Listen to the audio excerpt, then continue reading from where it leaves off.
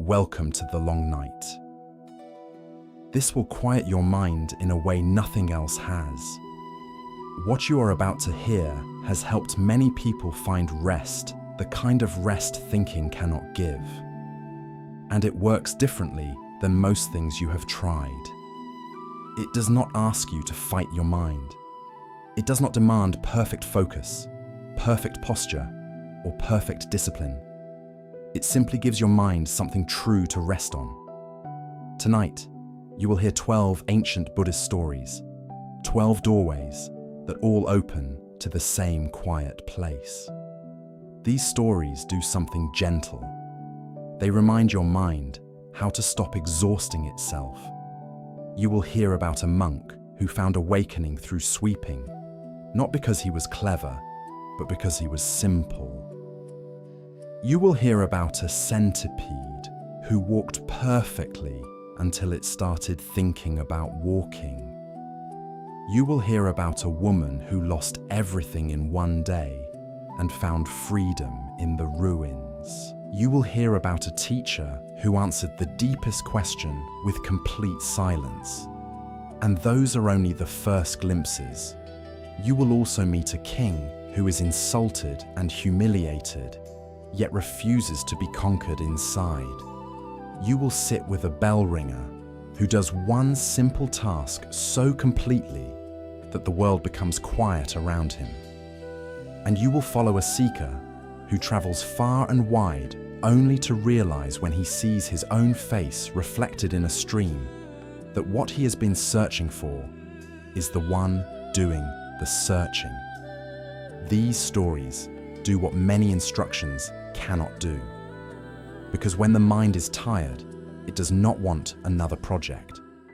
It does not want another technique to perform another method to evaluate another standard to meet. The tired mind wants permission to stop. As you listen, your thoughts can settle on their own.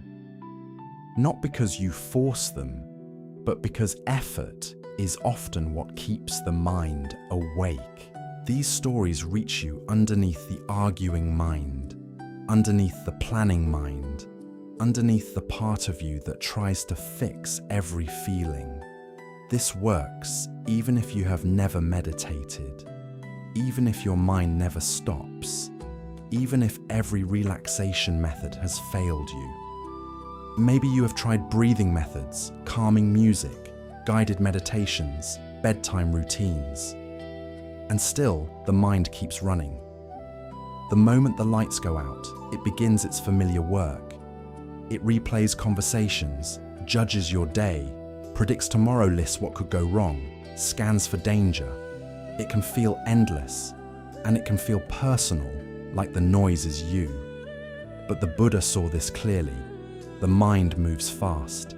It grabs, it clings, it leaps from one thing to another. And when it is untamed, it never truly rests. Most people hear this and imagine force. They imagine tightening the reins. They imagine controlling the mind like something wild.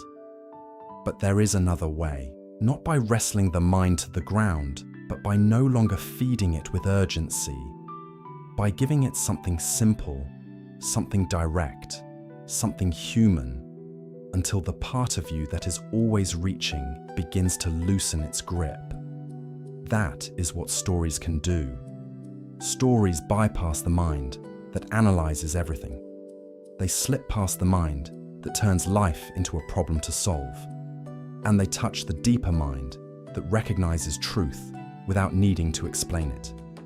The old teachers called this no mind, not a blank mind, not an empty mind, a mind that has stopped thinking about thinking, a mind that has stopped judging every moment, measuring every feeling, turning life into an endless inner debate. As you listen tonight, you may feel that quality begin to appear. Not all at once, not dramatically, gently, like a storm that has been blowing for hours, finally losing strength, like waves that keep crashing and then little by little begin to smooth. You may notice the shift in small ways. Your breathing may deepen. Your shoulders may drop. Your forehead may soften. Your jaw may unclench. The muscles behind your eyes may relax. Your chest may loosen just a little. And the exhausting mental noise, the constant commentary, the constant fixing may begin to quiet. Not because you forced it, but because you stopped asking it to do so much. So right now, you do not need to do anything difficult. You do not need to concentrate hard. You do not need to chase a peaceful feeling. You do not need to understand complicated philosophy. You only need to listen. If a thought comes, let it come. If your mind wanders, let it wander. If you miss a sentence, it is okay. The stories still work. Even drifting is part of resting. And if you feel yourself getting sleepy, let yourself get sleepy. There is no pressure to stay alert. This is not a test. This is not an achievement. This is simply a space where your mind can set down its weight. Get comfortable now. Let your body settle. Take one slow breath in and let it go. Your rest begins here. Before the first story begins, let's make this simple. Not perfect, just simple. Because the tired mind tries to turn even rest into a task. It tries to relax correctly. It tries to monitor whether you are calm enough yet. It tries to measure progress. And that effort is often exactly what keeps you awake. So tonight, we do something different. We let the body rest first. And we let the mind follow behind, like a child who finally stops running when no one is chasing it. If you can adjust your position now, you do not need any special posture. You do not need to hold yourself up with discipline. If you are lying down, let the mattress do the work. Let the surface beneath you carry your weight completely. If you are sitting, let your spine be upright in the gentlest way. Not stiff, not forced, like a candle standing straight without strain. Let your hands be easy, unclenched, not gripping anything. Now notice your face. So often the face is where the day hides. Let your forehead smooth. Let the space between your eyebrows soften. Let the tiny muscles around your eyes release, as if your eyes are sinking gently back into their sockets. Let your jaw loosen. You do not need to hold your teeth together. You do not need to brace. Let your tongue rest. Let the mouth be slightly open if that feels natural. Let your shoulders drop. Not dramatically, just a few millimeters, as if the body is finally hearing the message it is safe to stop. Let your chest be easy. Let the belly be soft. You do not need to hold anything in. You do not need to protect yourself from anything right now. And if you notice tension somewhere, your neck, your lower back, your hips, you do not need to fix it aggressively. Just notice it and give it permission to be there. Often, the moment you stop fighting a tight place, it begins to soften on its own, like a fist that unclenches when it no longer needs to prove it is strong. Now, bring gentle attention to your breath, not to control it, not to breathe the right way, just to feel it. Feel the breath arriving. Feel the breath leaving. If the mind begins to comment, am I doing this right? Am I relaxed? Yet should I breathe deeper? Let those thoughts pass like faint sounds in the distance. You do not have to answer them. They are only the mind trying to help in the only way it knows how, by working, by checking, by managing. But tonight, you do not need that help. So take one slow breath in, not a huge breath, just a comfortable breath, and let it go. Take another breath in and let it go even more slowly, as if you are exhaling the whole day. Then let your breathing return to its natural rhythm. The body already knows how to breathe. It has been doing it your entire life without instruction, and it also knows how to rest. Sometimes you forget this because the mind insists rest must be achieved. But rest is not achieved. Rest is uncovered. It is what remains when the struggle stops. So if you feel yourself drifting, let yourself drift. If your attention fades, that is not failure. That is the nervous system beginning to power down. And if you feel sleep approaching, do not push it away. You only need to be here long enough for the first doorway to open. Because once the mind tastes that quiet, it remembers the way back. Take one full breath in and let it go. And now, the first story. In the mountains of ancient China, there was a monastery built high above the valleys, where the air stayed cool, even in summer. Pine trees surrounded the stone walls. Mist drifted through the courtyards at dawn, and the sound of a bell carried far down the slopes, like a gentle thread tying the world together.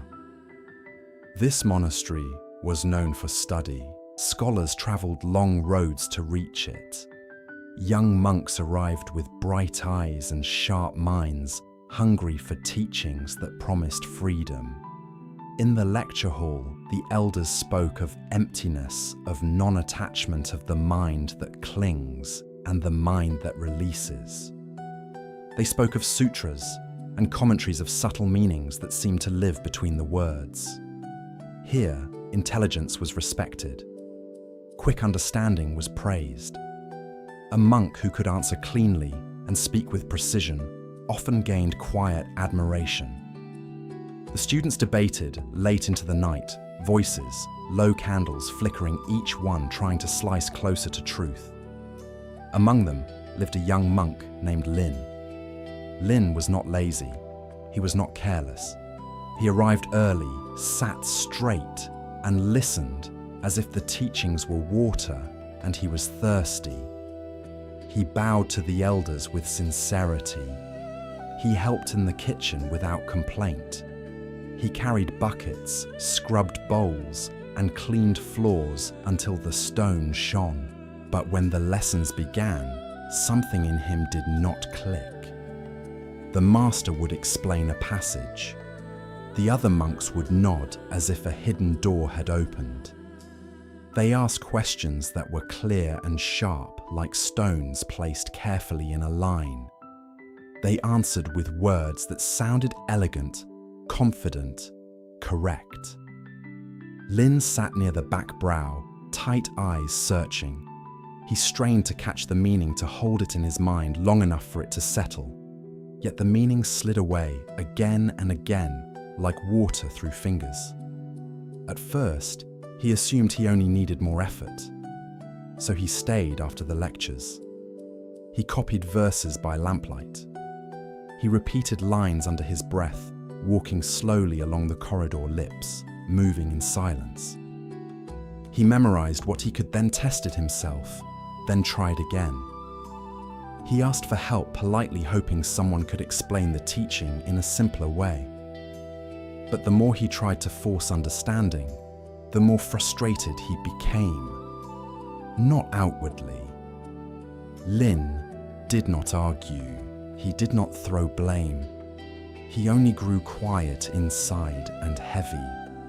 When the monastery studied the Heart Sutra, the hall filled with the steady rhythm of voices.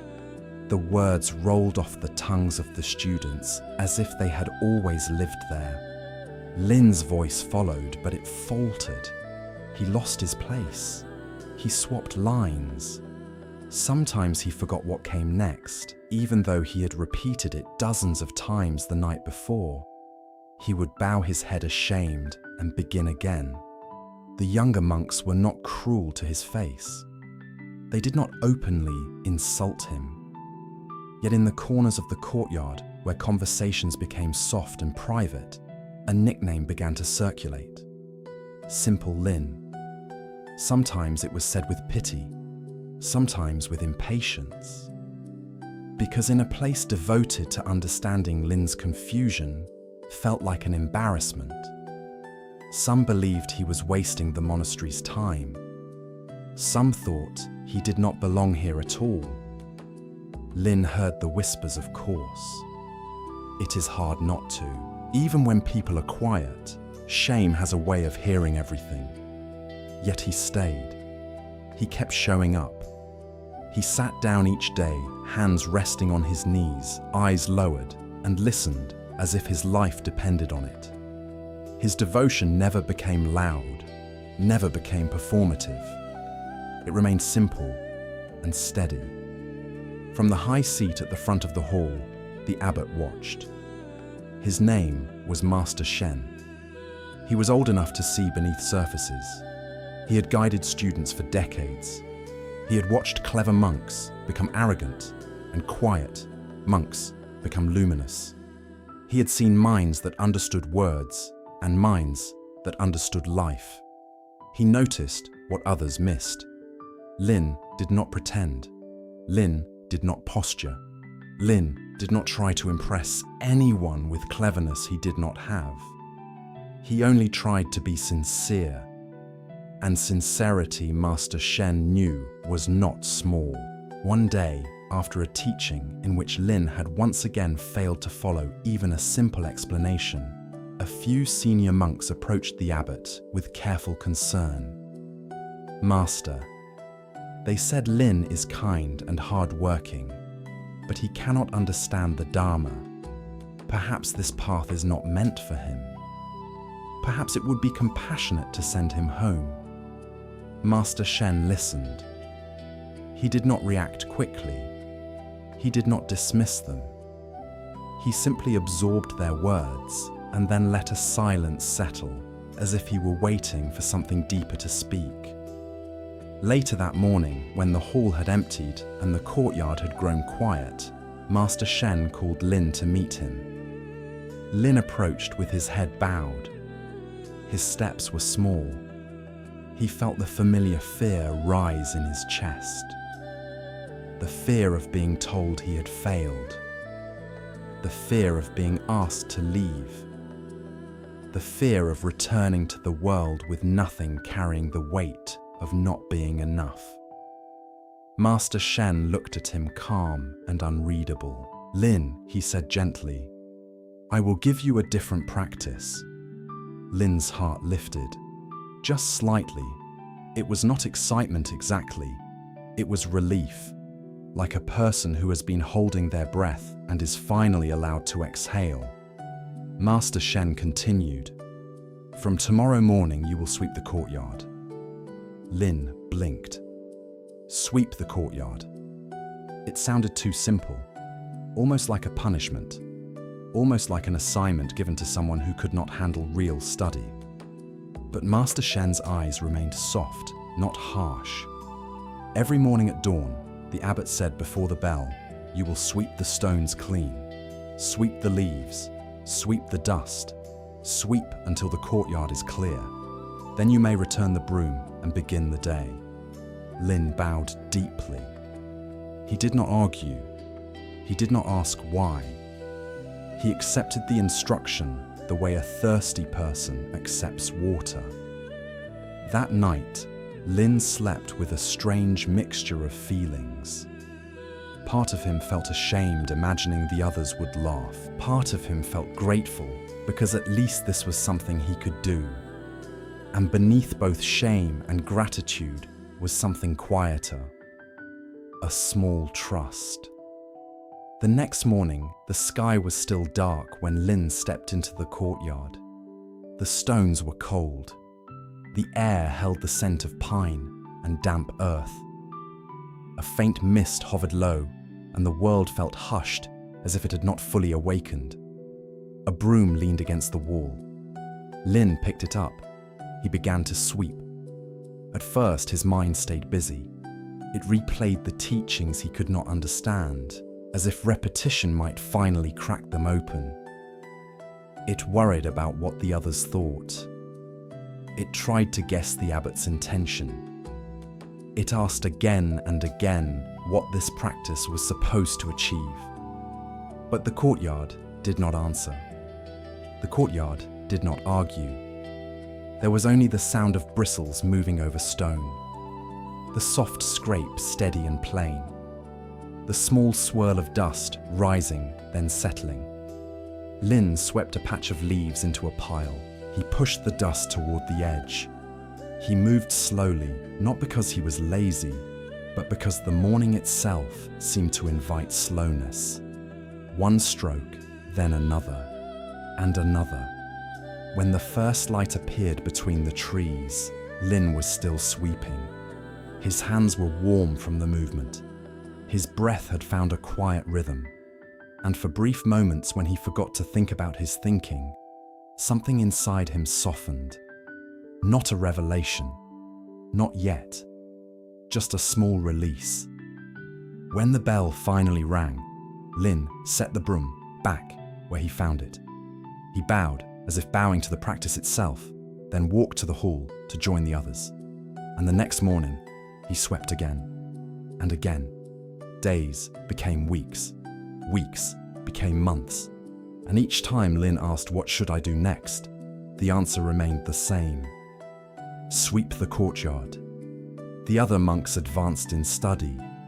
Their debates grew sharper. Their words grew more refined. Some became proud. Some became restless. Some became tired in ways they would not admit. Lin swept. He swept leaves. He swept dust. He swept stones clean at dawn when the world was quiet enough to hear itself. And slowly, without anyone noticing, something began to change. Not in the lecture hall, not in the arguments, not in the elegant explanations, but out in the open air, in the simple rhythm of broom on stone, where the mind had nothing clever to hold on to. And that is where the real teaching was waiting. Years passed in the monastery and Lin remained. The seasons turned, each one leaving its own trace on the courtyard stones. In spring, the air smelled of wet soil and new leaves. In summer, sunlight warmed the flagstones until they held heat, like quiet embers. In winter, frost sat on the ground like thin white ash. And every morning at dawn, Lin swept. At first, the sweeping felt like duty. Then it became rhythm. Then, without him realizing when it happened, it became a kind of home. The broom fit his hands. The courtyard became familiar, not as a place to finish quickly, but as a place to meet fully. He learned the sound of different leaves as they moved across stone.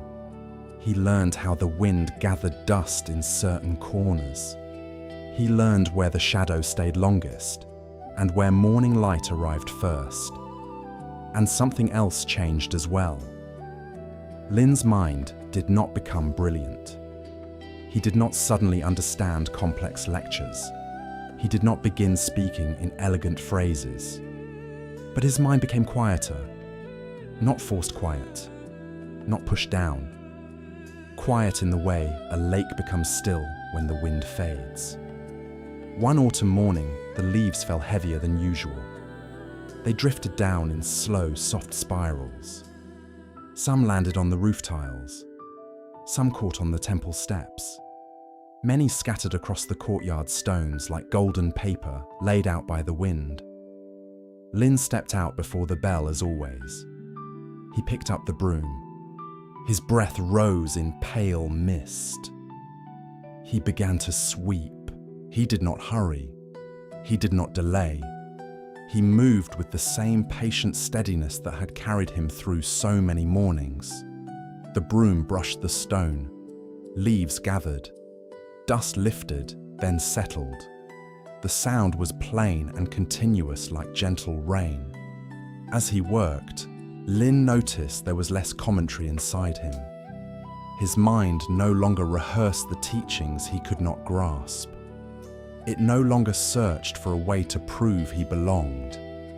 It no longer argued with itself about whether this practice mattered. There was only the simple fact of sweeping, and within that simple fact, there was a quiet ease. That morning, Master Shen came into the courtyard. Lin did not hear him at first. The abbot walked softly, and Lin's attention was resting inside the task. But when Master Shen spoke, the sound arrived clearly, as if it had been placed directly into the air. "Lin," he said. Lin paused. He set the broom down with care and bowed. Master Shen looked at him for a long moment. There was no judgment in his gaze, only calm attention, like a mirror that reflects without effort. "Tell me," the abbot said, "what have you learned in these years?" In another time, Lin would have panicked.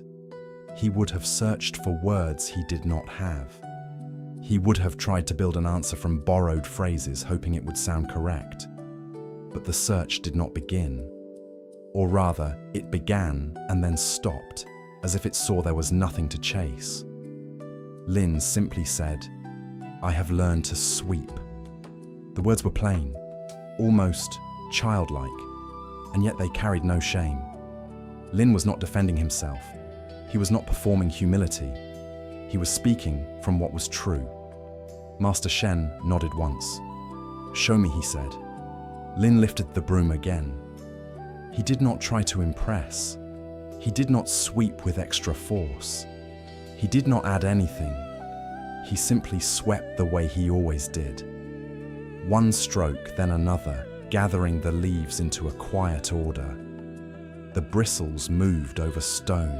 The sound was clean. The movement was complete. Master Shen watched without speaking. After a few moments, the abbot picked up a small pebble from the edge of the courtyard and tossed it gently across the stones. It clicked once and rolled to a stop. Lin's eyes followed it briefly. In the past, he might have thought, "Why is he doing that? Is this a test? What should I answer?" But no question formed. Lin stepped forward and swept the pebble's path clean, as naturally as if the pebble had always belonged there. In that small click, in that tiny interruption, something opened. Not in words, not as a thought, but as a direct seeing. Lin heard the broom. He heard the wind in the pines.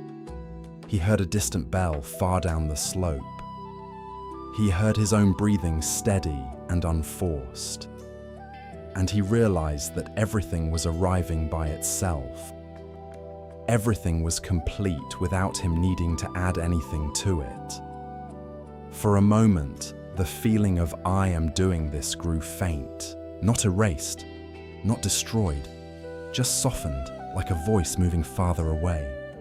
There was sweeping, and there were stones, and there were leaves, and there was sound, and there was presence. Nothing extra. No argument, no struggle. Master Shen spoke again very softly, as if he did not want to disturb the quiet. "Where is the Dharma right now?" Lin did not answer with a sentence. He did not reach for philosophy. He swept. One clean stroke, then another. Calm, steady, complete. In that simple act, the question was answered. Not explained. Answered. Master Shen's face relaxed into the faintest smile. He did not praise Lin loudly. He did not announce anything to the monastery. He simply stepped back as if to say, "Yes, this is it." And then he turned and walked away, leaving Lin in the courtyard with the morning light. Later that day in the lecture hall, the monks discussed a difficult passage. Words rose and fell. Arguments sharpened. Confidence flickered like flame. Lin listened. He still did not understand everything they said, but he did not feel panic anymore. He could hear the words, and he could also feel the space behind the words. He could sense that truth was not only in explanations, it was in the way a person stood, the way a person breathed, the way a person swept a courtyard at dawn. That evening, Lin returned to the stones when the world had grown quiet. The broom rested against the wall. The courtyard was clean. The moonlight lay across the ground like water. Lin looked at the broom for a long time. Then he bowed. Not because the broom was sacred, but because it had shown him something he could never have forced with effort. That peace is not an idea. It is what remains when the mind stops adding and subtracting. That awakening can be simple. That sometimes the deepest teaching is not found through thinking harder, but through letting thinking relax. And as you listen now, you may recognize this in yourself. The mind tries to manage sleep. It tries to control what should be natural. It asks too many questions about something the body already knows. The next story is about this exact mistake. It is about a creature who walked perfectly without effort until someone asked it to think about how it walked. And the moment it tried to control what was already working, it lost it. Near a riverbank, where tall reeds swayed and the air smelled of wet earth, a centipede moved across a flat stone. The stone was warmed by daylight, and the river beside it spoke in a constant hush, like a voice that never needed to raise itself. The centipede walked with ease. Dozens of legs moved in perfect harmony, not hurried, not hesitant, each one landing exactly where it needed to land. There was no pause to decide, no moment of confusion. It glided forward as if the ground itself understood the pattern and offered support. A toad sat nearby, half hidden in shade. Its skin was cool and damp. Its eyes were wide and still. It watched the centipede in quiet fascination, as though it was seeing a kind of miracle. The centipede's movement looked effortless, almost graceful. So many legs, so much motion, and yet no stumbling, no tangling, no misstep. The toad could not hold its curiosity. "Friend the toad," called out, "how do you do that?" The centipede paused and lifted its head. It had never been asked this question before.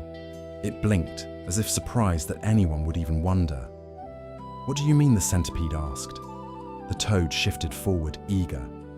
"You have so many legs," it said, "yet you never trip. You never get confused. How do you know which leg moves first?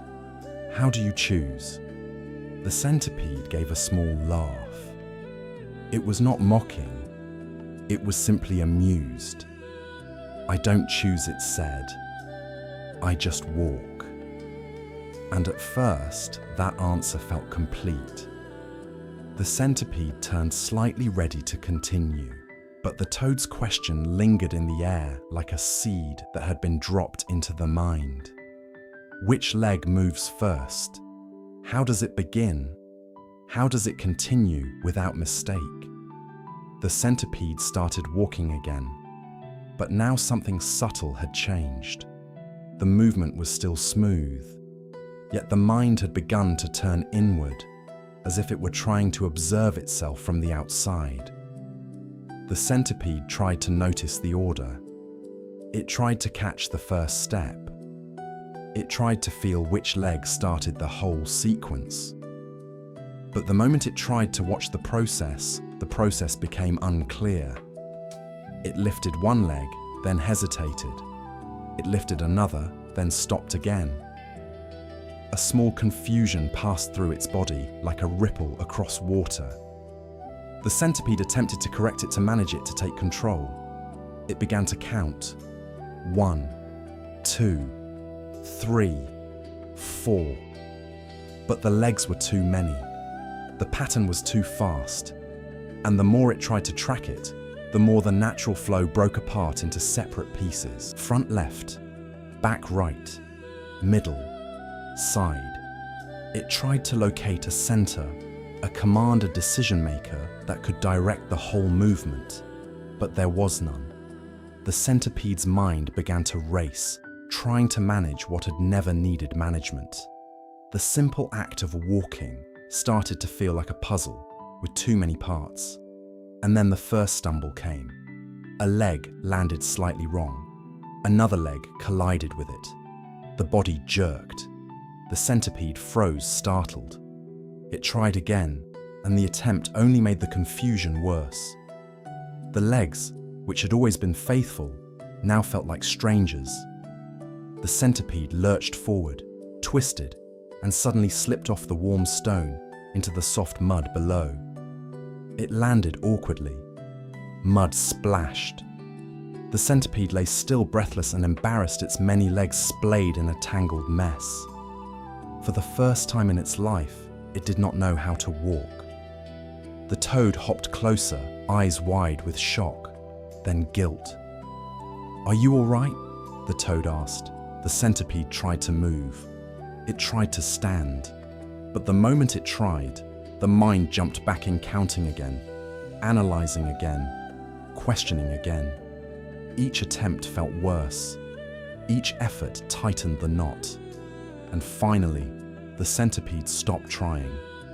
It lay in the cool mud and listened to the river. The water kept moving without needing to explain itself. The reeds swayed without effort. The wind passed through them without instruction. The centipede's breath slowed. The rush of thoughts thinned. And in the stillness, something began to return. The centipede lay in the mud for a long moment. It did not like this feeling. It did not like confusion. It did not like being watched. It did not like the sudden loss of something it had never even thought to appreciate. But the more it stayed still, the more the mind stopped grasping for answers. The river's sound was steady and indifferent. The reeds moved with the wind without asking permission. The world did not demand the centipede explain itself. Slowly, the centipede stopped trying to solve the problem. And as the effort softened, the body began to remember. At first, it was only a small shift. One leg moved slightly, not as a planned step, but as a natural response. Then, another leg followed. Then, another. The motion was not forced. It was not counted. It simply happened the way breathing happens. The centipede rose, still a little shaky. It took a cautious step, then another. And as it moved, the old harmony returned. The legs found their order without needing to be directed. The pattern reassembled on its own, like a song returning when you stop trying to remember each note. Soon, the centipede was walking smoothly again, leaving faint tracks in the mud as it climbed back onto the warm stone. The toad watched, relieved. It hopped backward to give space, as if ashamed of its question. "I didn't mean to trouble you," the toad said quietly. The centipede paused. It looked at the toad without anger. It could see the curiosity. It could also see what the curiosity had done.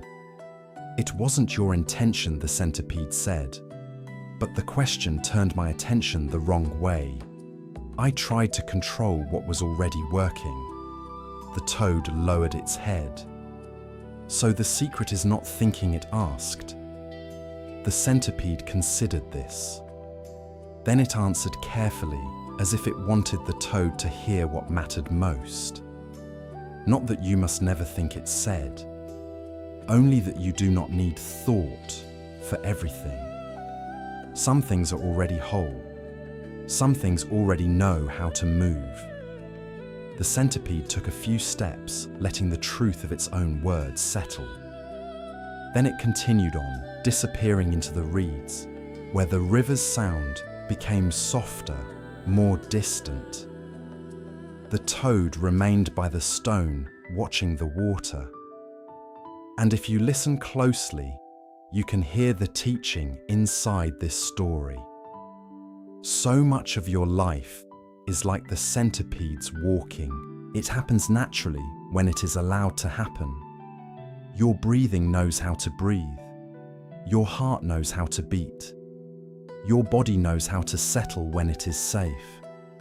But the mind, especially a tired mind, often tries to take control of what does not need control. You are already breathing, but the mind wants to improve the breath. You are already lying down, but the mind wants to perfect the posture. You are already in a quiet room, but the mind wants to scan for danger. It wants to check what could go wrong. It wants to make sure nothing is missing. It turns a simple moment into a problem. And it does this with good intentions. The mind believes it is helping. It believes that if it stays alert, you will be safe. If it keeps planning, you will be prepared. If it keeps analyzing, you will avoid mistakes. But at night, that same helpfulness becomes exhaustion. The mind begins to manage sleep the way it manages everything else. Am I falling asleep yet? Why am I still awake? What if tomorrow is difficult? What if I can't rest? These questions are the toad's question again. They pull your attention away from the natural flow and into the effort of control. And when you try to control sleep becomes farther away. So tonight, if you notice yourself thinking about sleep, thinking about whether you are doing it right, let that be the sign. It is the centipede's stumble. You do not need to choose the next breath. You do not need to choose the next moment.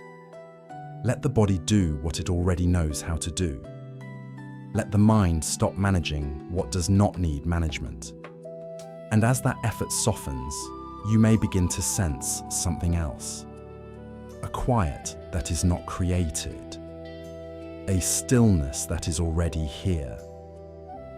In the next story, that stillness becomes the whole teaching. Because one day, the Buddha stood before a great assembly, and instead of speaking, he lifted a lotus flower. 5 seconds. One day on a mountain known as Vulture Peak, a great assembly gathered. Monks in simple robes sat in long, quiet rows. Some were young and newly ordained.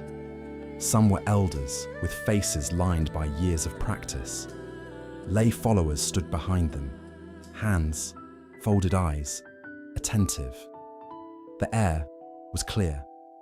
A light breeze moved through the trees. The sky stretched wide above the stone plateau. They had come to hear the Buddha teach. He often spoke of suffering and its end, of craving and release, of the way the mind creates its own chains and the way it can be free. His words were precise, gentle, and direct. They cut through confusion without violence. They opened doors without force. So that morning, the assembly waited in respectful silence. The Buddha stepped forward and sat. The crowd settled. The wind softened. All eyes turned toward him. And then something unusual happened. He did not speak. Instead, he reached down beside him and lifted a single lotus flower. It was small and pale. Its petals were open. A drop of morning dew rested near its center, catching the light. The stem was thin but steady in his fingers. He held it up. That was all. No explanation, no commentary, no sutra recitation, no story to frame it. Just the flower. At first, the assembly assumed he would begin speaking at any moment. They waited for the first sentence. They waited for the familiar rhythm of teaching. But no words came. The Buddha simply held the lotus and looked at it. Minutes passed. The breeze moved through the robes of the monks. Birds called in the distance. The dew trembled slightly on the petal, then remained. The monks began to wonder. Was this a test? Was there a hidden meaning in the shape of the petals? In the way the stem curved, in the number of leaves beneath the bloom? Some tried to interpret silently. They searched their memory for verses about flowers, purity, emptiness, impermanence. They compared teachings, they reached for symbols. Others felt confused. They shifted slightly in their seats. They wondered if they had missed the beginning of the lesson. Still, the Buddha said nothing. He did not glance at the crowd to check their reaction. He did not rush to clarify. He simply held the lotus. The silence grew heavier. For many in the assembly, the mind began to work harder. It tried to solve the puzzle. It tried to break the quiet.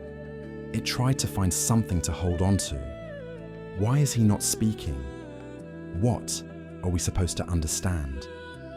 What is the correct interpretation? The silence felt almost uncomfortable, because the mind prefers something to grasp. It prefers movement, explanation, direction. It prefers the sound of words to the space between them. But the Buddha remained still. The lotus remained lifted. The morning remained open and undisturbed. And in that vast silence, something subtle was being offered.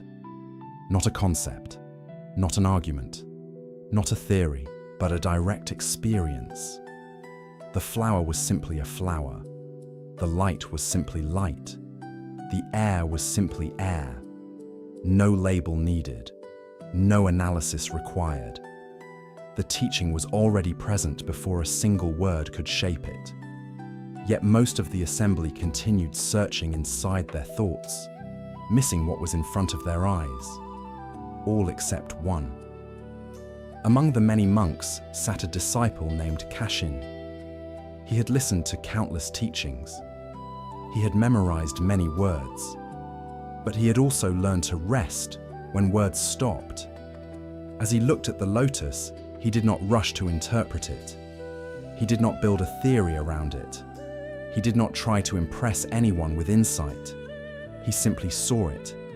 He saw the texture of the petals. He saw the way the dew held the light. He saw the hand holding the stem. He felt the air against his skin.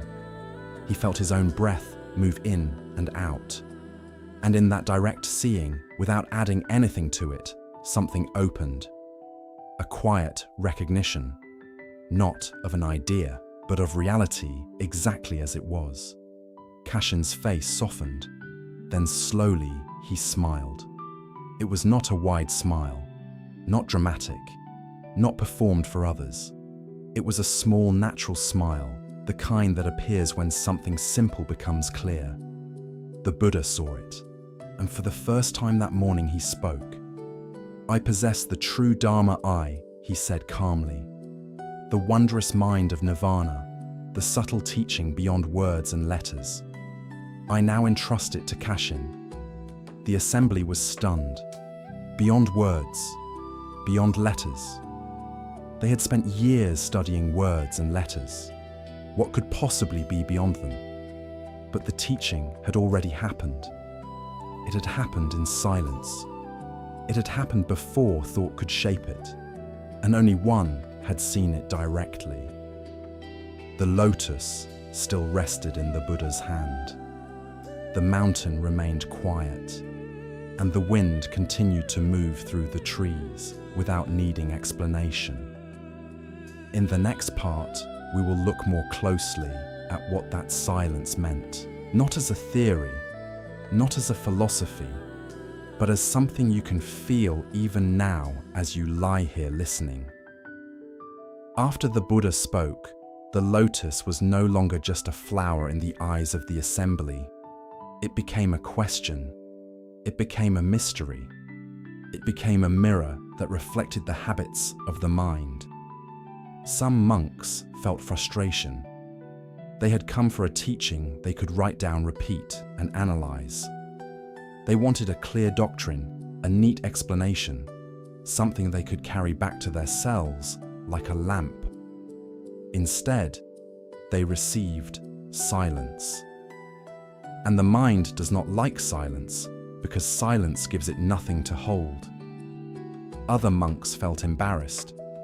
They wondered if the meaning had been obvious and they had simply failed to see it. They looked at the lotus again, as if the correct answer might still be hiding in the petals waiting to be discovered.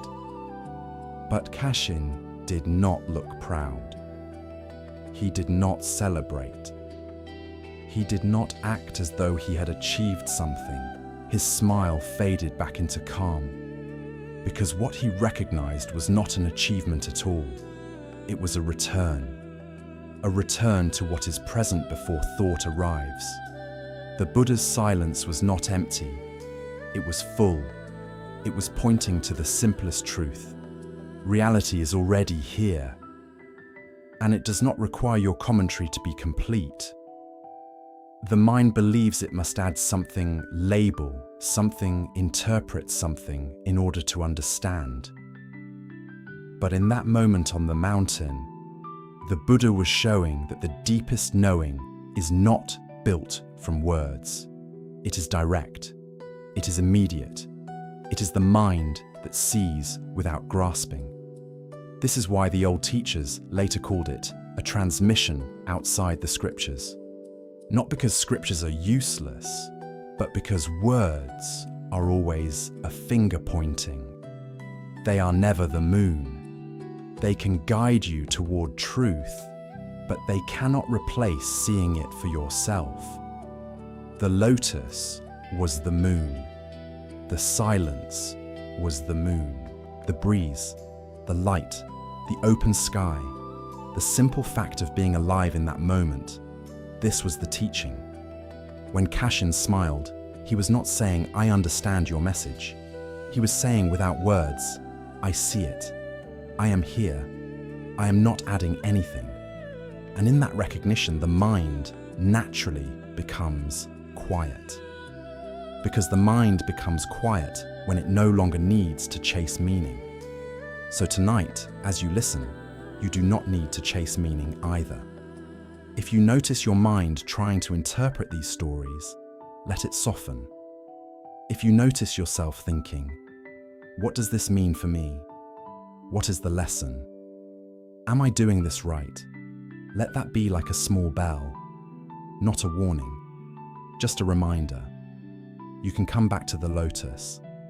You can come back to what is directly present, to your breath moving, to the weight of your body resting, to the sound of this voice, to the space between sentences.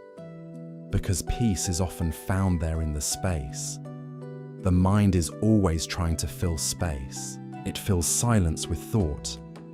It fills stillness with planning. It fills the unknown with fear. And yet the space is where rest lives. The space is where the body repairs itself.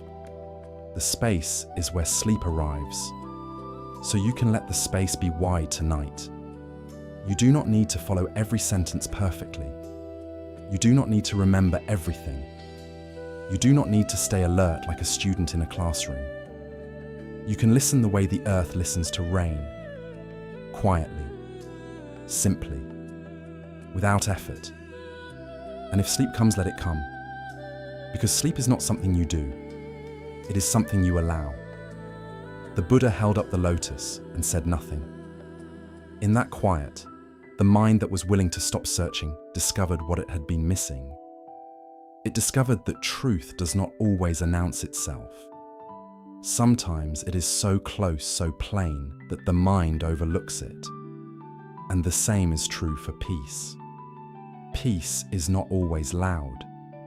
It is not always dramatic. It is not always a breakthrough.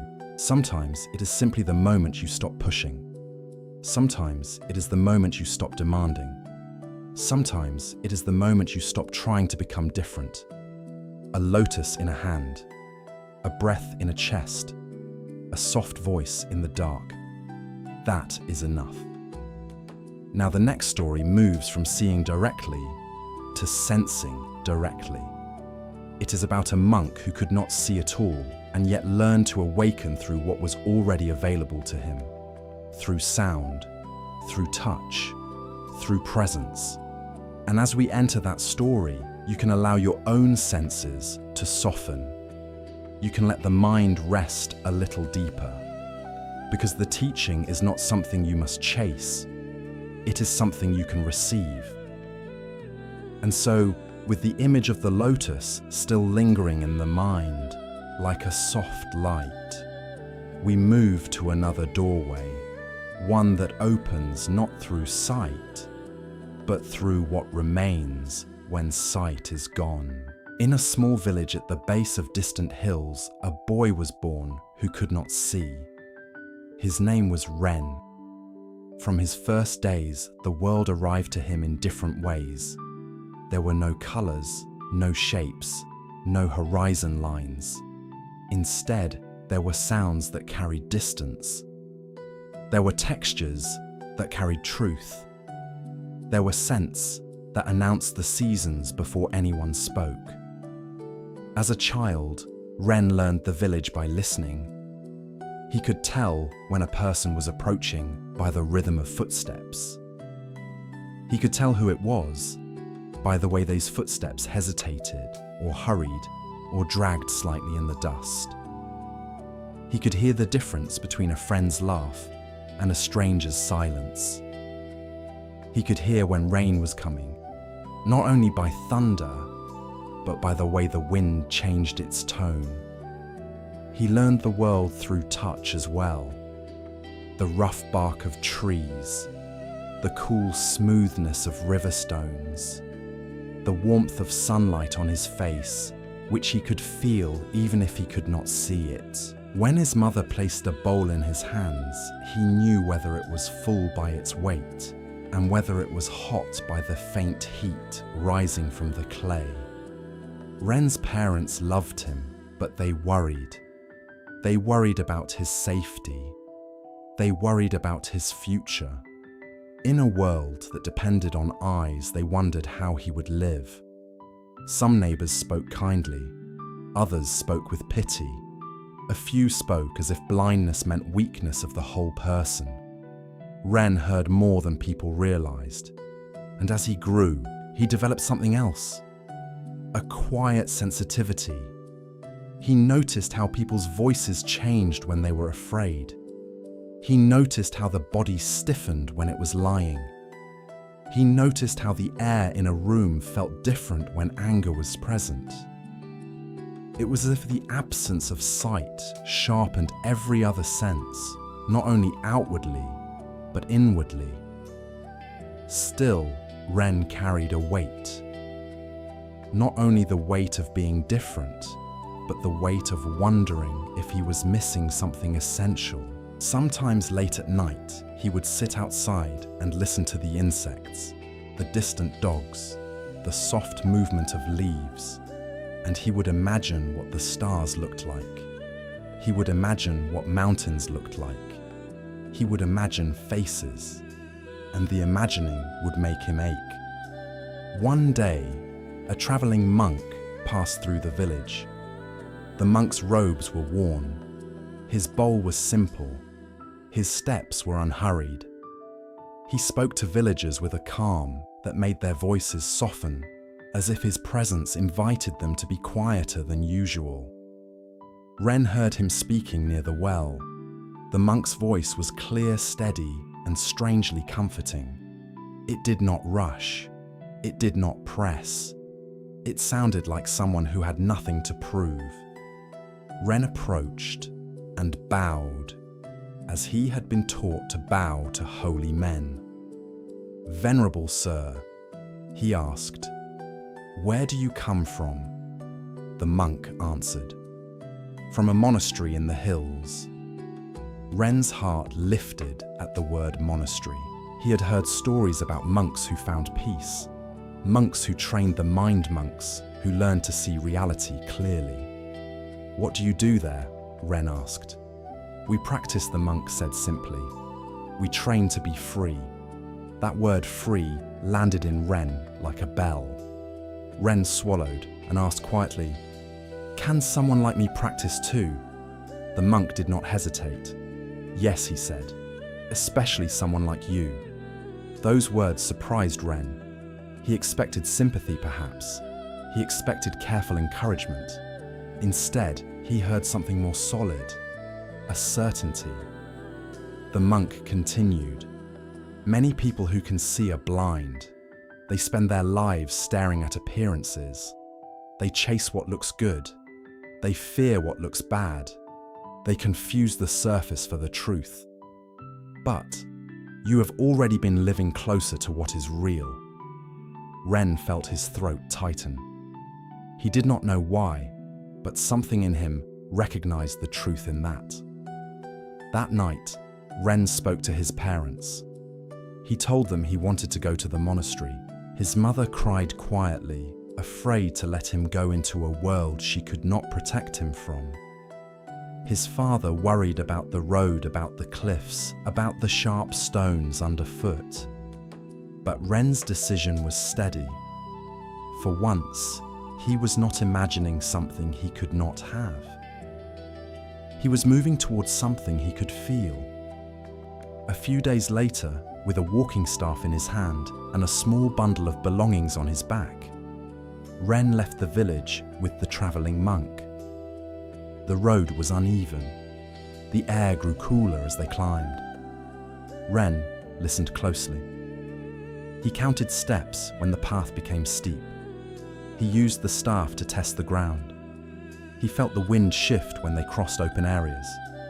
He learned the mountain's shape through effort and patience. When they arrived at the monastery, Ren did not see its gates, but he heard them. He heard the deep quiet inside the walls. He heard the soft footfalls of monks moving across stone. He smelled incense. He felt the temperature change as they passed into shaded corridors. The abbot of this monastery was a woman named Master Lian. Her voice was gentle but firm, like wood polished smooth by time. She greeted Ren without pity. She greeted him as a student. "Welcome," she said. "Here, we train the mind, not the eyes." Ren bowed. His chest felt tight with nervousness and hope. In the days that followed, Ren was given a simple place to sleep, simple meals, simple duties. He learned the layout by counting steps and touching walls. He learned the sound of the meditation hall by the way the room held silence. He learned the kitchen by smell the courtyard, by the way the wind moved through it. And soon he began formal practice. He sat in meditation with the others. At first, his mind was loud. Thoughts rose quickly, as if eager to fill the darkness with noise. Memories, worries, fantasies, regrets. The mind threw images at him, even though he could not see them. It made pictures anyway, because that is what minds do. They fabricate, they replay, they invent. Ren struggled. He felt restless. He felt frustration. He wanted awakening to arrive as something dramatic, as something that would prove he had not been left behind by life. One evening, after meditation, Ren approached Master Lian. "Master," he said, "everyone says the mind should become still, but my mind is like a crowded market. I cannot stop it." Master Lian did not scold him. She did not offer a complicated instruction. She only asked Ren, "What do you hear right now?" Ren paused. He listened. He heard crickets. He heard a distant bell. He heard someone sweeping far away. He heard the faint sound of his own breath. Master Lian said, "Good. Now, hear without chasing. Do not grab the sound. Do not label it. Do not push it away. Just let it arrive and let it leave." Ren tried. For a few seconds, something softened. The sound was simply sound. It did not require thought. It did not require commentary. Master Lian continued, "The eyes are one doorway, but they are not the only doorway. You have many doorways. Sound, touch, breath, the feeling of the body sitting, the feeling of the heart beating. Stay with what is directly here. This is enough." Ren bowed again and returned to his cell. He lay down and listened to the night. The monastery held silence differently than the village. It was wider, deeper, more spacious. And as he listened, he sensed that the silence itself was not empty. It was alive. Over the weeks, Ren practiced this. He learned to rest attention on sound without gripping it. He learned to feel his breath without controlling it. He learned to notice sensations in the body without turning them into stories. And slowly, something began to change. Not in his eyes, but in his mind. But the deeper turning the moment, Ren would finally understand what the lotus had pointed to, without ever seeing a lotus, was still ahead. It would come through a moment so ordinary, so simple, that most people would miss it. And that is what happens next. Ren continued to practice in the monastery day after day without any dramatic signs. The bell rang. The monks rose. They washed. They ate. They worked. They sat in meditation. The schedule was simple, almost plain, and yet it held a quiet power. It gave the mind fewer places to hide. It gave the heart fewer excuses to run. At first, Ren still wanted something obvious. He wanted a moment that would announce itself as awakening. He wanted certainty he could hold like an object. But Master Lian never encouraged that hunger. She kept bringing him back to what was immediate, to what was already present. When he struggled, she did not say try harder. She said come closer. Come closer to sound. Come closer to touch. Come closer to breath. Ren learned to notice how the mind always wanted to add a second layer, a second story. If he heard a bell, the mind said, "That is the bell. I like that bell. I miss my village. I should be better at this." If he felt cold air on his face, the mind said, "Winter is coming. I will be uncomfortable. I may never awaken."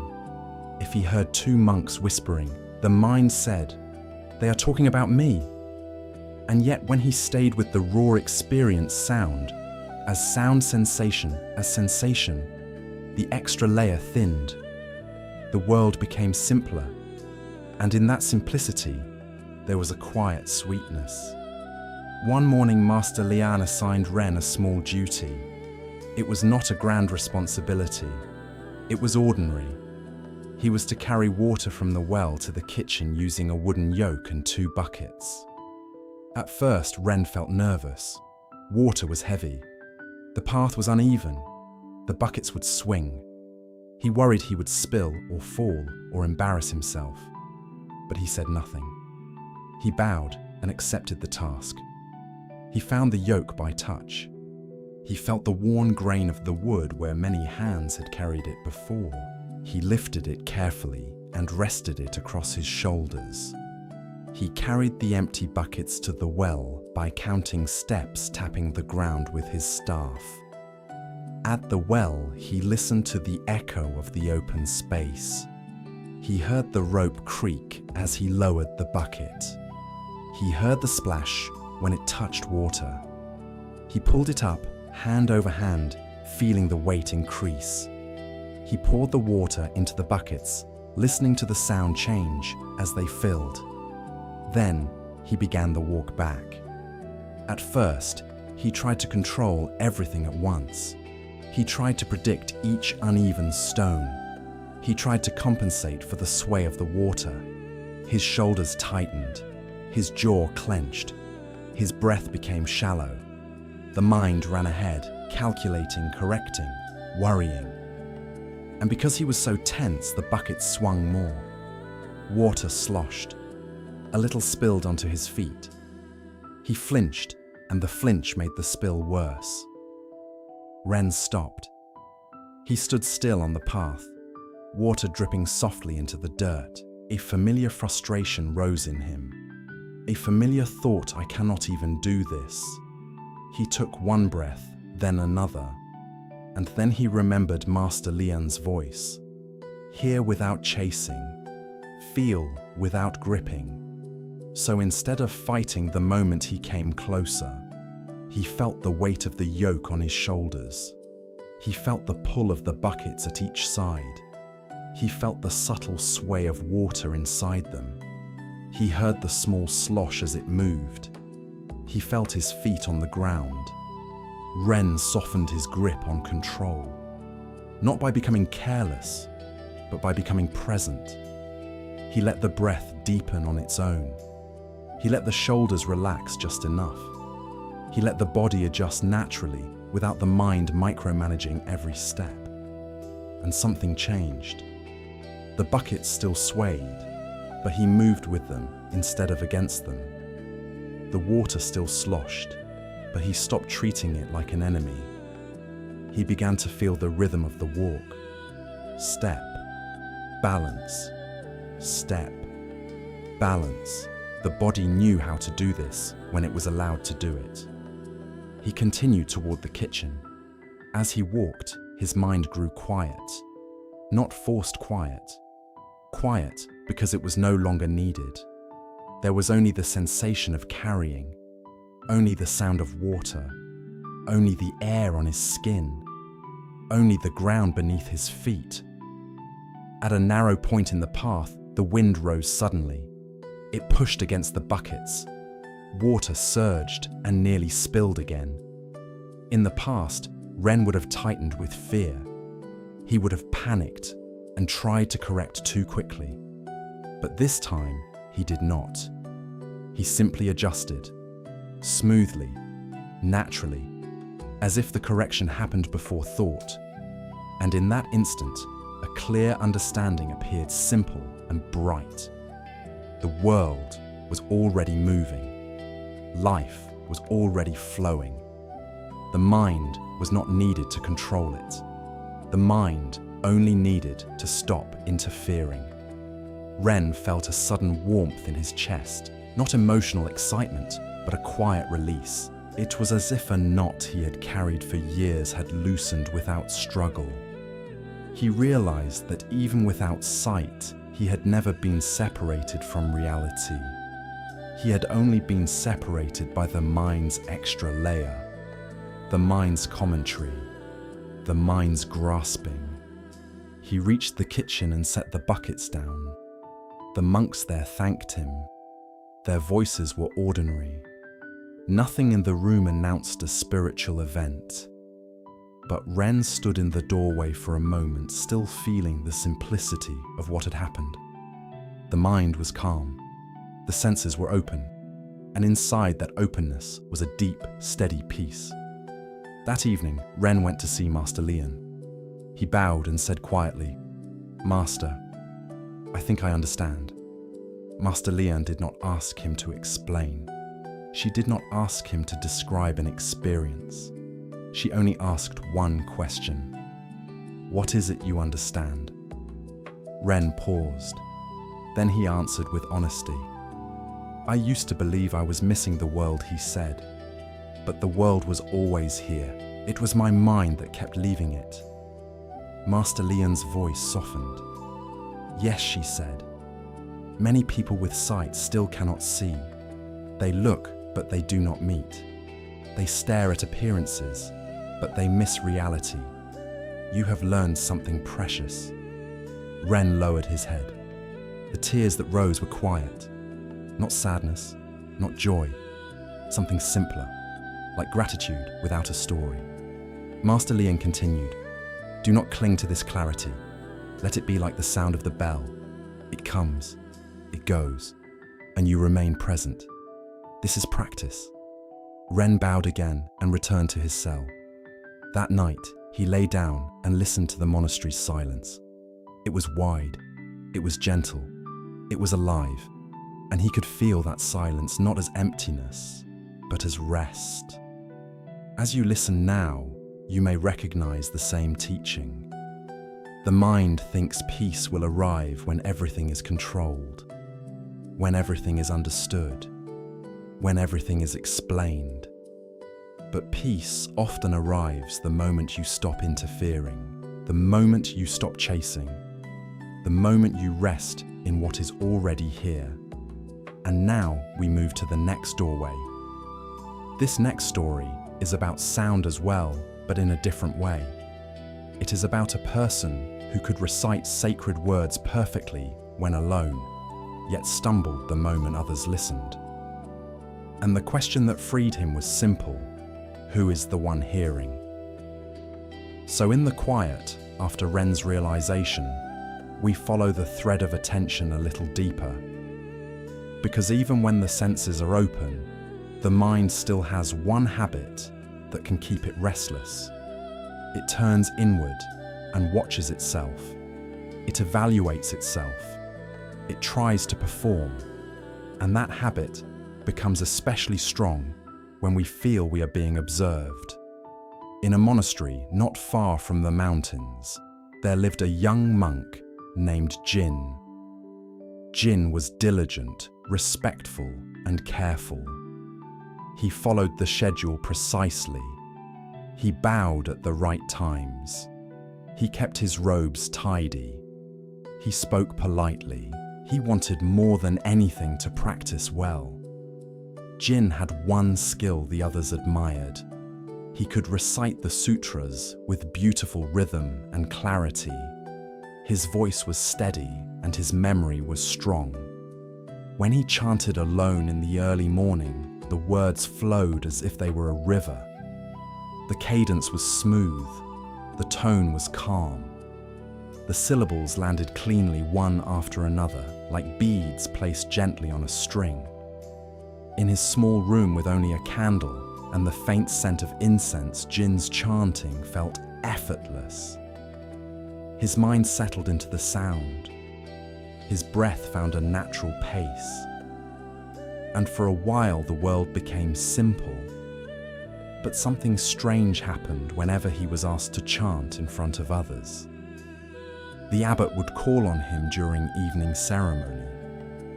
The hall would fill with monks sitting shoulder to shoulder. A few lay followers would kneel at the back. The air would be thick with stillness and expectation. Jin would rise, walk to the front bow and begin, and then the words would catch. A line he had recited perfectly 1,000 times would suddenly vanish from his mind. A phrase would twist. A syllable would slip. His tongue would stumble. He would hear the sound of his own voice and feel it suddenly separate from him as if he were watching himself from the outside. His chest would tighten, his throat would dry, his breath would shorten, and the more he tried to recover, the worse it became. The mind would start to panic. It would begin to shout inside him, "Don't mess up. They are listening. You should be better than this. You are embarrassing yourself." The ceremony would continue, but Jin would feel as if he were sinking. He would finish the chanting with effort, bow quickly, and return to his seat with his face hot and his stomach tight. Afterward, other monks would reassure him. "It's nothing," they said. "Everyone stumbles sometimes." But Jin could not accept it. It felt like a flaw that revealed something ugly inside him. It felt like proof that he was not as composed as he appeared. So he practiced more. He woke earlier to recite. He repeated each passage until it was engraved in his memory. He chanted in the courtyard, in the kitchen, in the corridor. He forced himself to chant faster, slower, louder, softer, trying to strengthen whatever he believed was weak. But the harder he trained, the more anxious he became when it was time to chant in public. It was as if his mind had learned to associate the ceremony with danger. One evening, after another painful stumble, Jin approached his teacher. The teacher was an old monk named Master Bo, known for being simple in speech and sharp in seeing. He listened more than he talked, and when he did speak, his words were short, like a bell that rings once and then fades. Jin bowed and confessed his problem. He tried to explain carefully.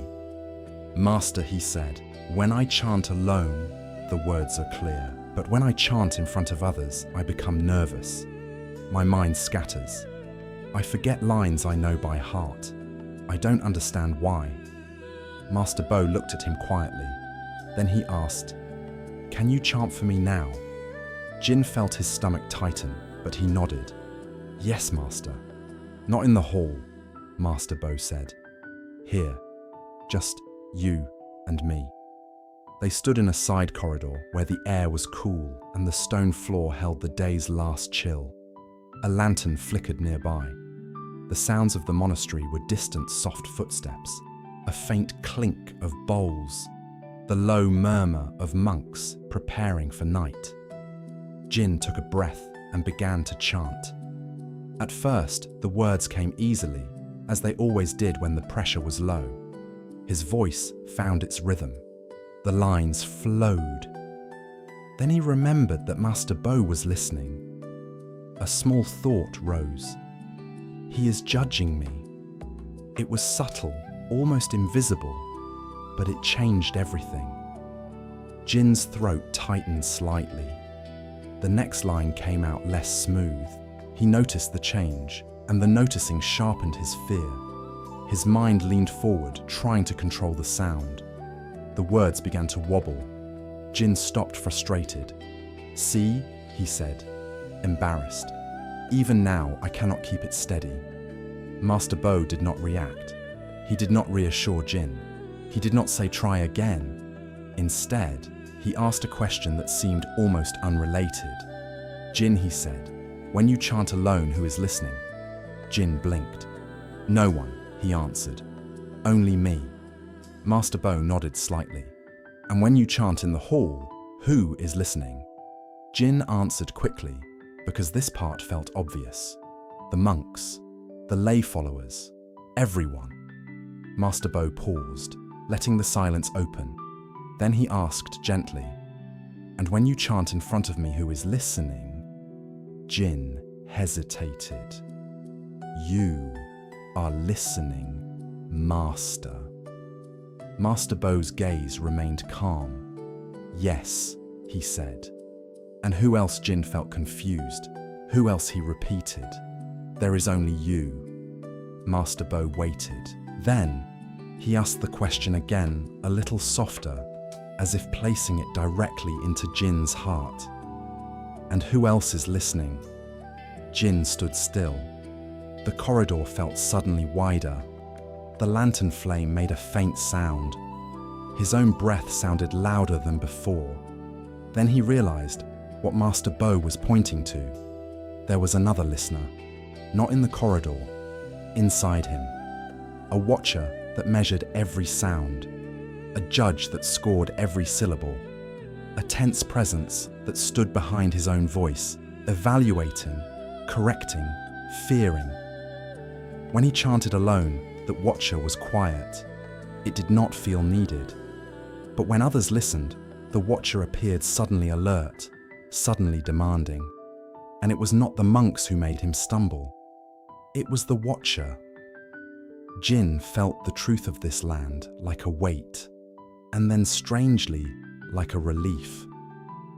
Because if the problem was not the hall, and not the people, and not even his memory, then the solution might not be more practice.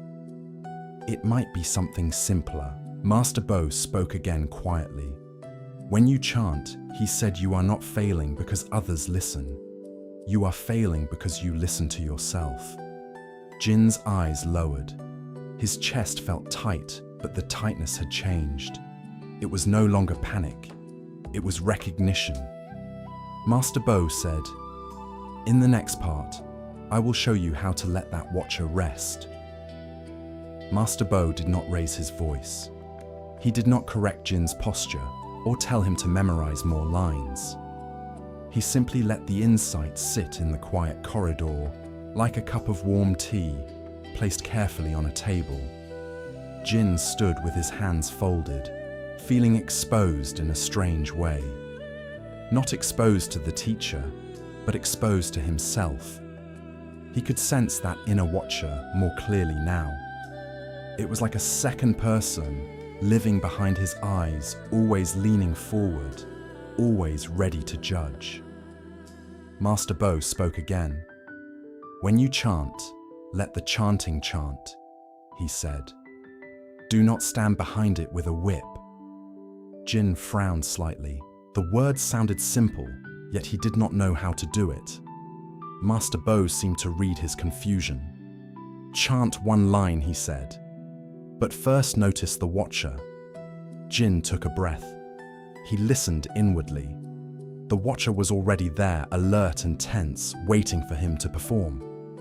"Now," Master Bo said, "do not fight it. Do not try to push it away.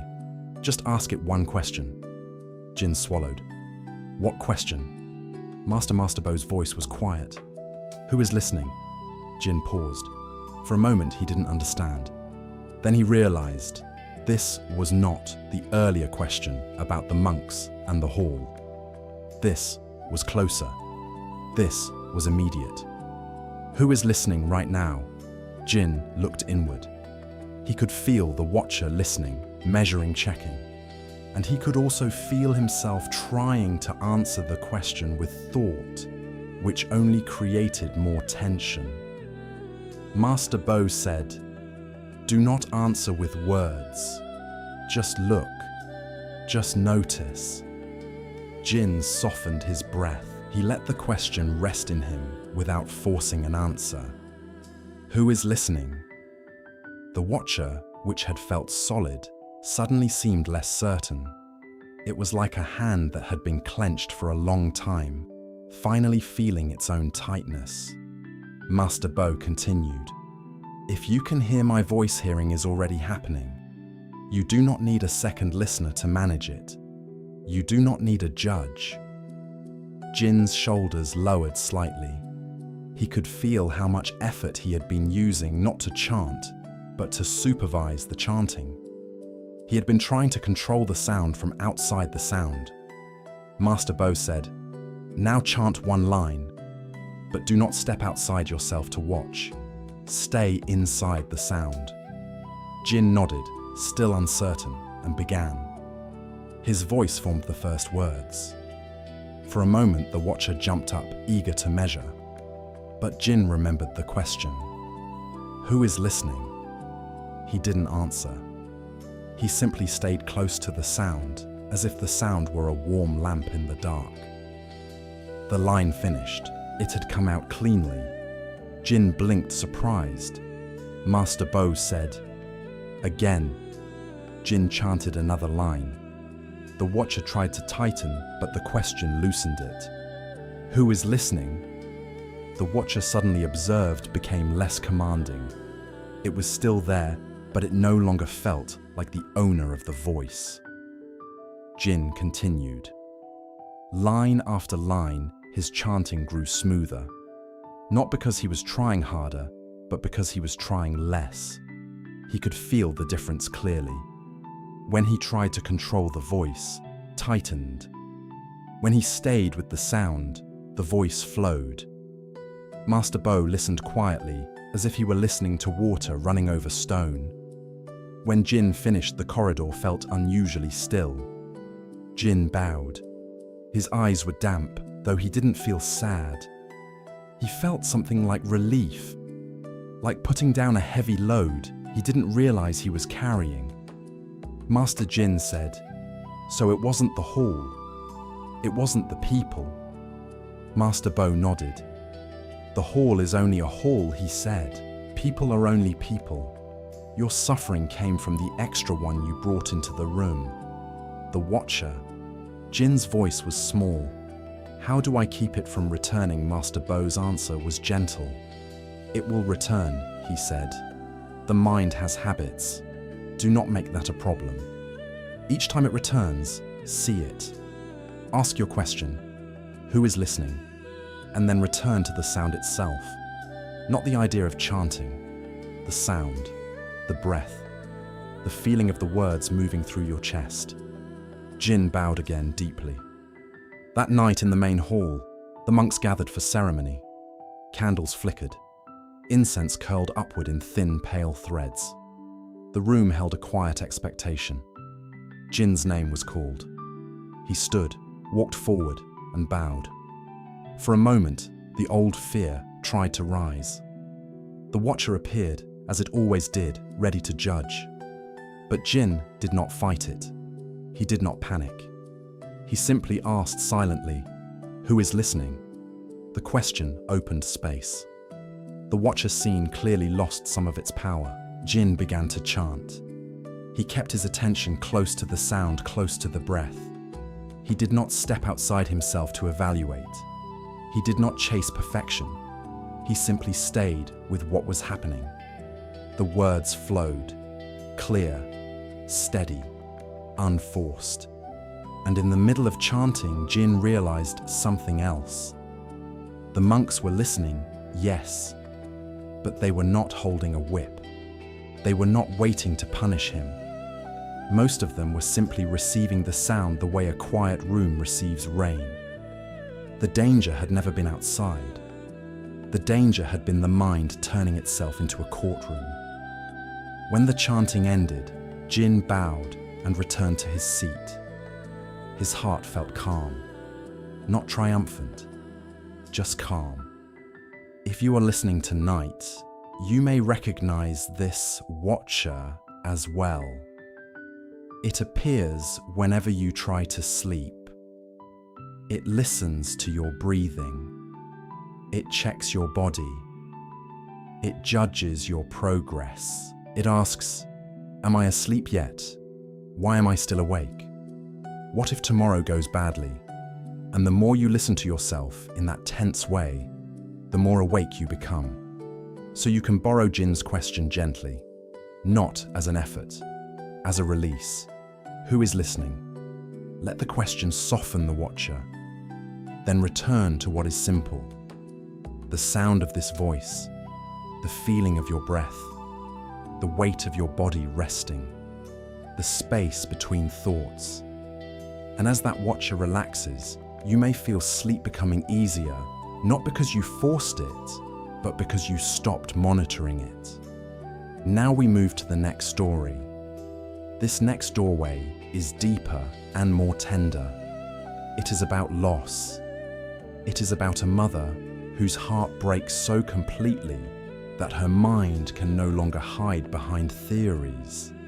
She walks into a burning ground, searching for what cannot be found, until the Buddha asks her one question that changes everything. 5 seconds.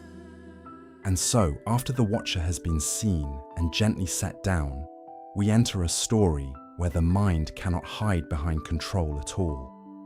Because there are moments in life when the heart is opened by force, not by choice. Moments when the world changes in a single day. And the mind, no matter how clever, cannot argue its way back to what was. In a small town beyond the monastery roads, there lived a woman named Suri. She was not famous. She was not wealthy.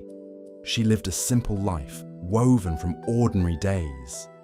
Cooking rice in the morning, washing clothes in a basin, sweeping dust from the doorway, listening to distant voices in the market as the sun climbed overhead.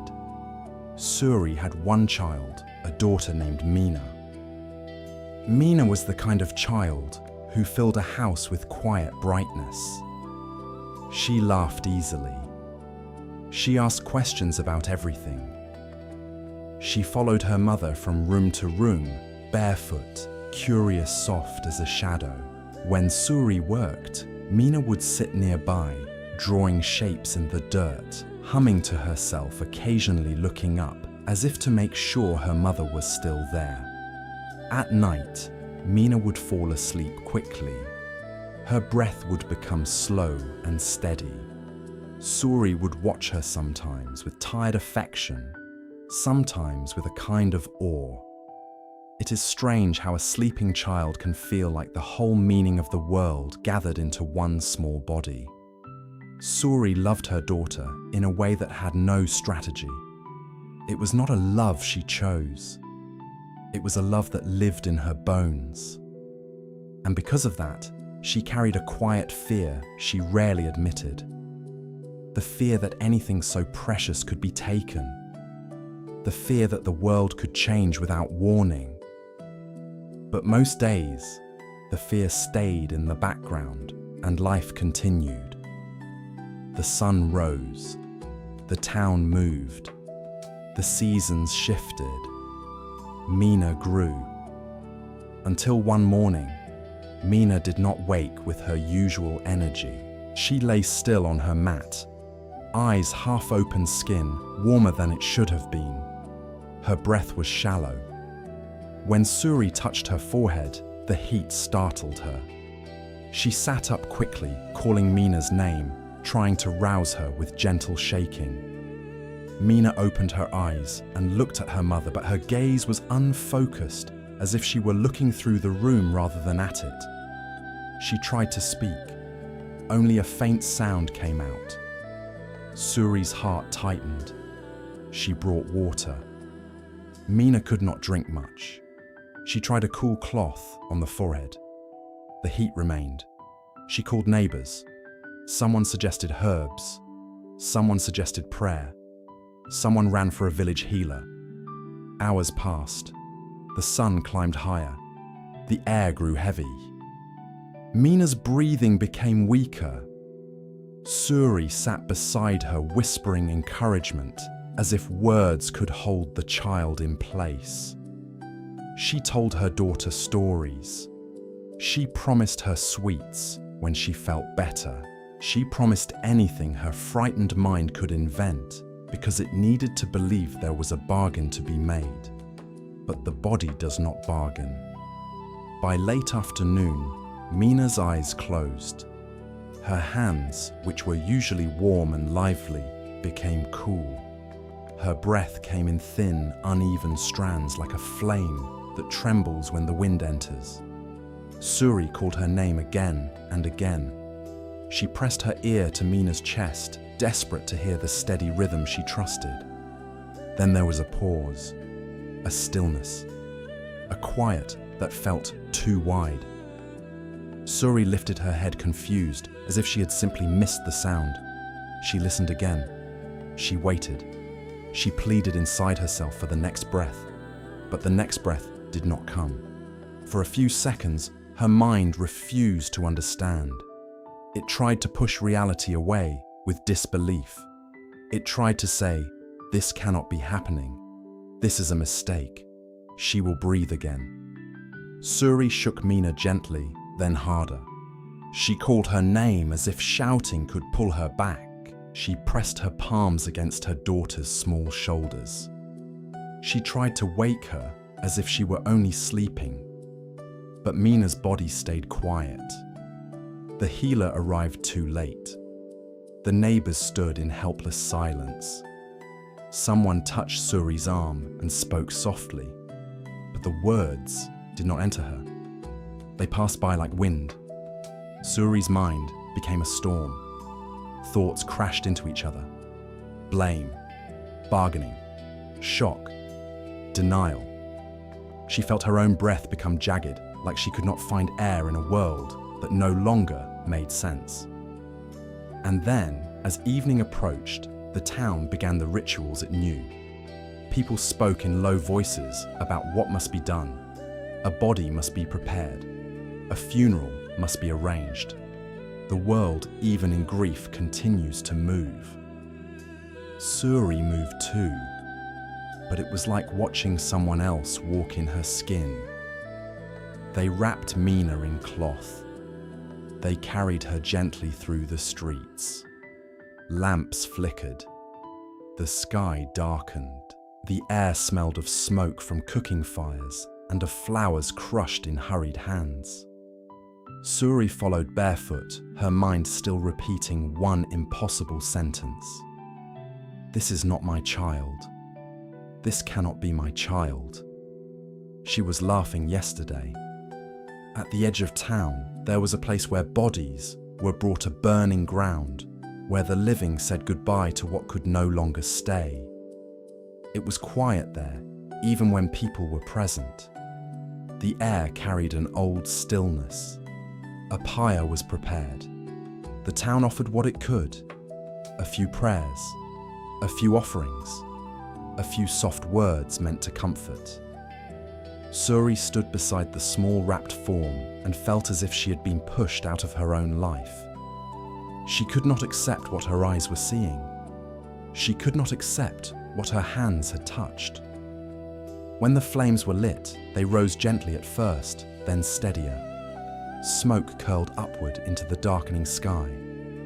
The fire crackled. The sound was ordinary, like any fire. That ordinariness was unbearable, because inside, Suri nothing was ordinary anymore. She did not cry in a clean, simple way. Her grief was not graceful. It was raw like a wound exposed to air. She sank to her knees and pressed her palms against the earth as if she could hold the ground itself in place, as if stopping the world might stop the loss.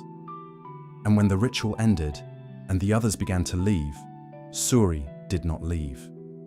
She stayed near the burning ground. She watched the smoke drift and thin. She listened to the night sounds return. Crickets, wind, distant footsteps. The world continued, but Suri's mind could not.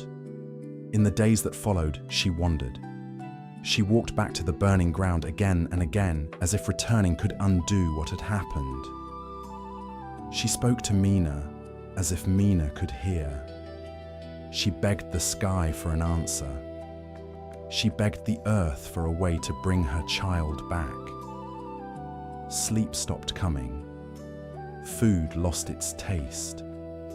Even water felt like dust. Finally, someone in the town, an old woman with tired eyes and a voice made gentle by years, approached Suri and said, "There is a teacher nearby, a sage. Some call him the Buddha. If anyone can help you, it is him." Suri clung to that sentence like a rope. A teacher can fix this. A holy man can change what happened. Someone will know what to do. So she began to walk toward the place where the Buddha was staying, carrying her grief like a heavy bundle against her chest. And when she reached him, her voice shook as she spoke. "Please," she said, "help me. Give me my child back." In the next part, the Buddha will not answer her with comfort the way she expects. He will answer her with a question that will crack open her suffering, not to harm her, but to release her from it.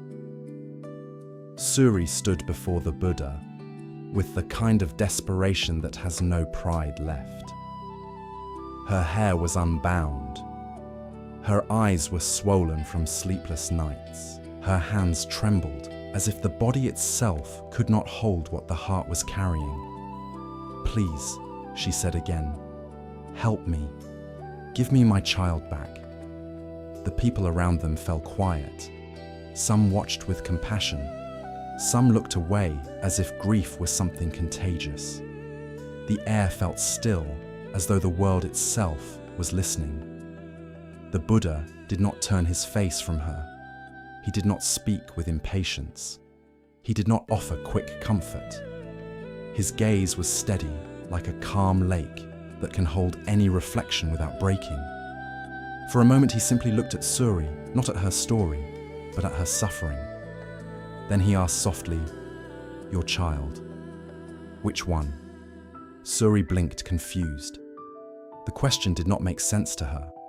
In her mind, there was only one child, only one face, only one name, only one life that had been taken.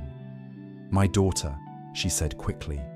Mina is my child." The Buddha's voice stayed gentle. "And when you say, 'my child,'" he asked, "what do you mean?" Suri's breath caught. She felt irritation rise sharp and hot, because her grief wanted action, not questions. It wanted a solution, not a teaching. It wanted a miracle, but the Buddha did not move into her urgency. He remained where he was, steady, patient. unmoved by the storm, not because he was cold, but because he knew storms pass. He said, "Come with me." Suri followed him, almost stumbling, as if pulled by the hope that maybe at the end of this walk, Mina would be waiting. They walked toward the edge of the town, toward the place Suri had been returning to again and again. The burning ground, the charnel place where smoke rose, then faded, where the living came to let go, even when the heart refused. The closer they came, the more Suri's body tightened. Her throat closed. The air smelled of ash and old wood. The ground felt different, underfoot dry and bare, as though the earth itself had been asked to hold too much. They arrived. The Buddha stopped and looked out across the space. The ground was quiet now. No ceremony, no voices.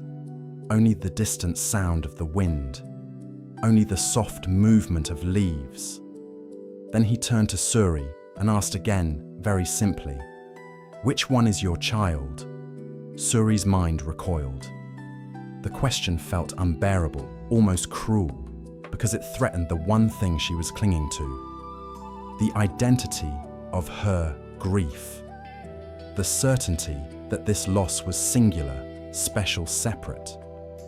"My child is Mina," she said again more firmly, as if firmness could protect her from falling apart.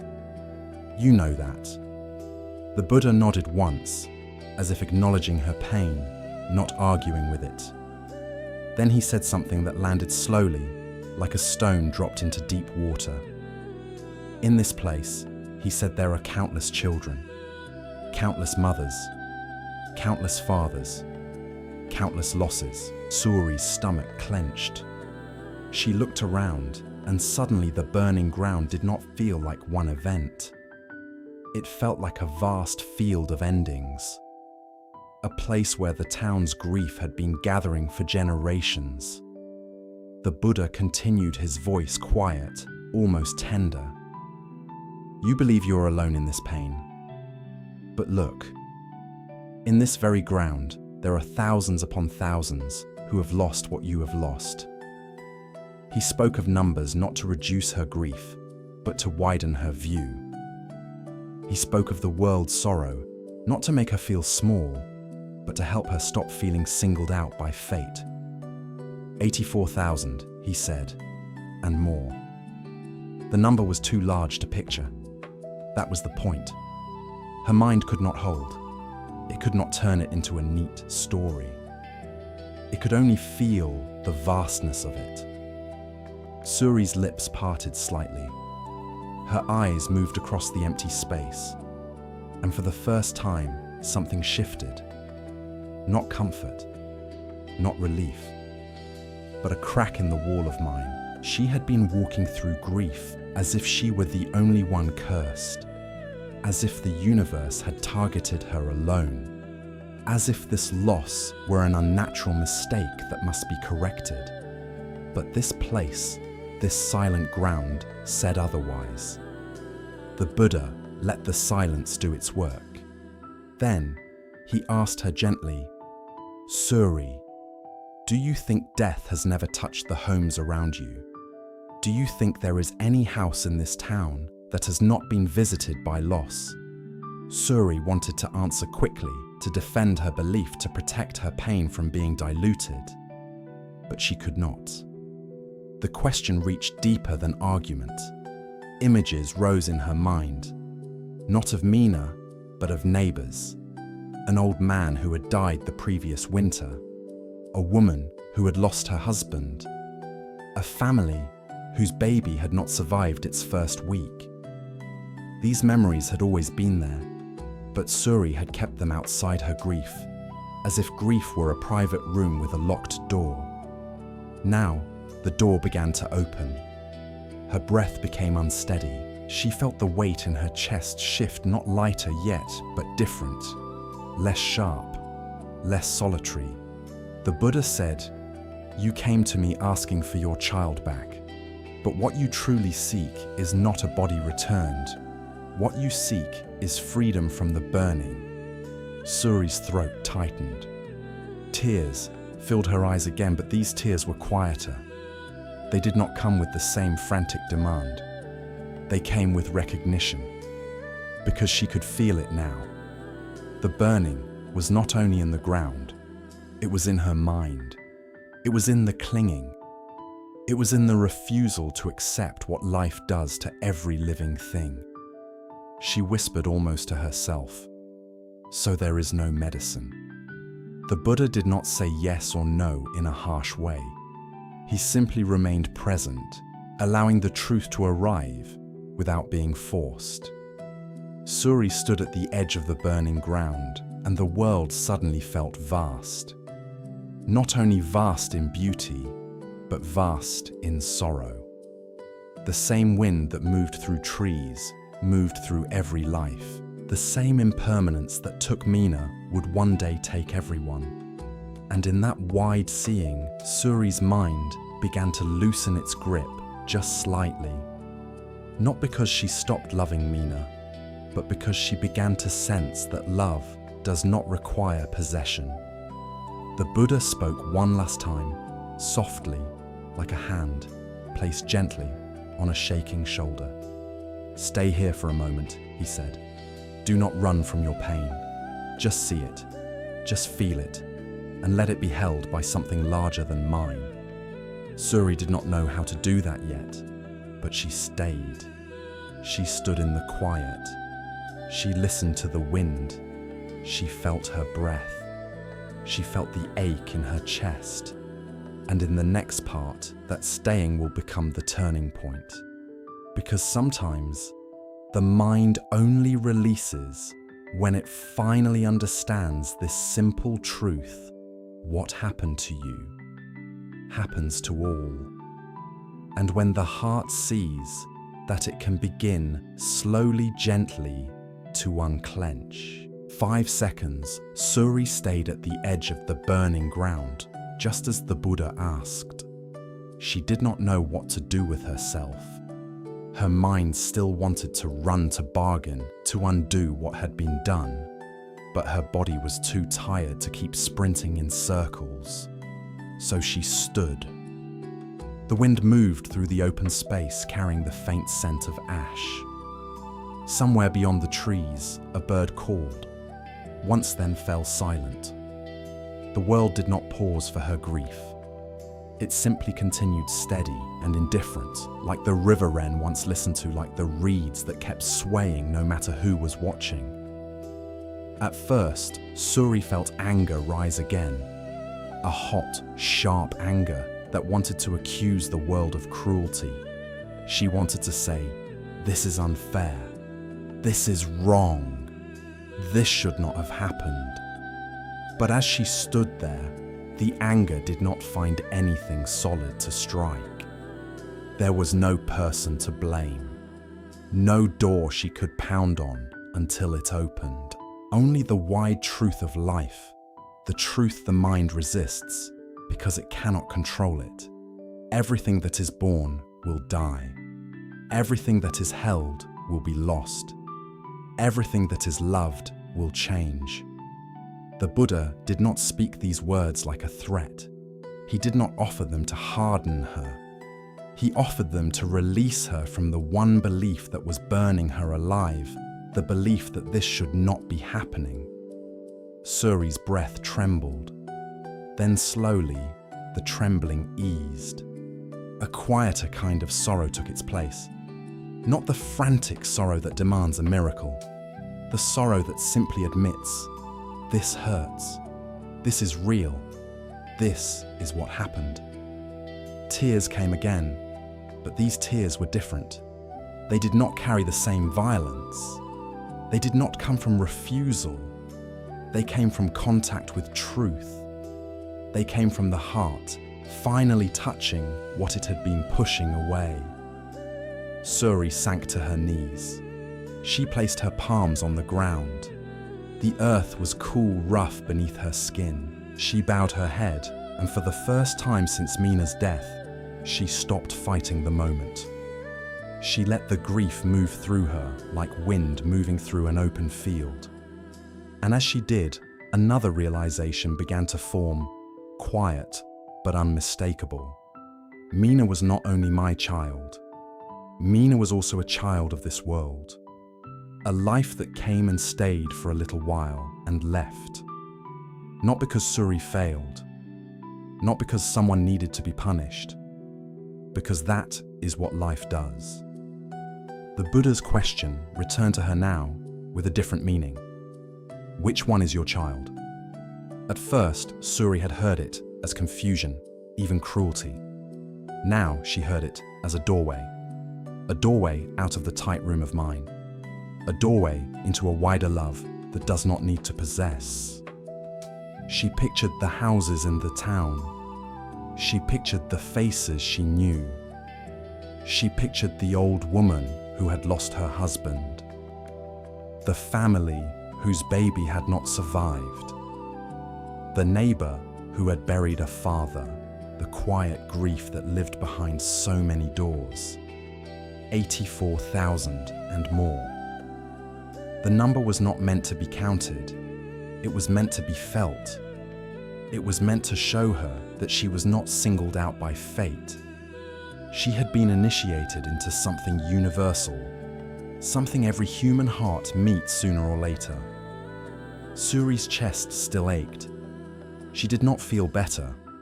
She did not feel healed in a clean way. But the pain was no longer wrapped in isolation. It was held by something wider. In that widening, a strange softness appeared. Compassion, not as an idea, as a feeling. She could feel for the first time that other people were also carrying invisible burdens, that the marketplace laughter, the ordinary conversations, the daily routines were often built on top of quiet sorrows. She had been walking among them her whole life without seeing it. Now she could. The Buddha stood nearby, silent. He did not push her. He did not rush her. He let her sorrow do what sorrow must do when it is no longer being resisted. After a long time, Suri lifted her head. Her face was wet. Her eyes were swollen. Yet there was something calmer in her gaze. The frantic edge had softened. She spoke quietly, almost like speaking to the wind. "I still love her," she said. The Buddha nodded, as if he had been waiting for this line to arrive. "Love does not end," he said, "but clinging burns." Suri lowered her eyes again.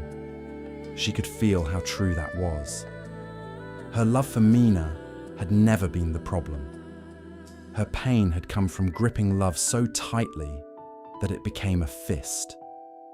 The Buddha said, "If you can let love remain love without turning it into possession, then even loss can be held without destroying you." Suri breathed in slowly. For a moment, she imagined Mina's face, not as a missing object, but as a memory warmed by love. She felt the ache, and she also felt gratitude. Mina had been here. Mina had laughed. Mina had known her mother's arms. Nothing could erase that.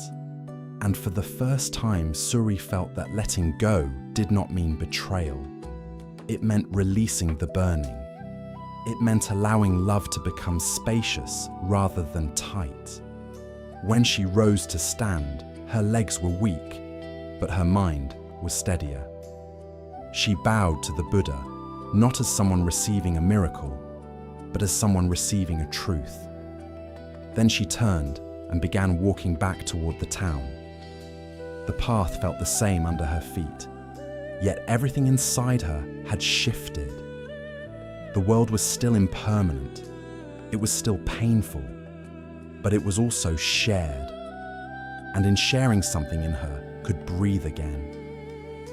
As you listen now, you may feel the same gentle widening.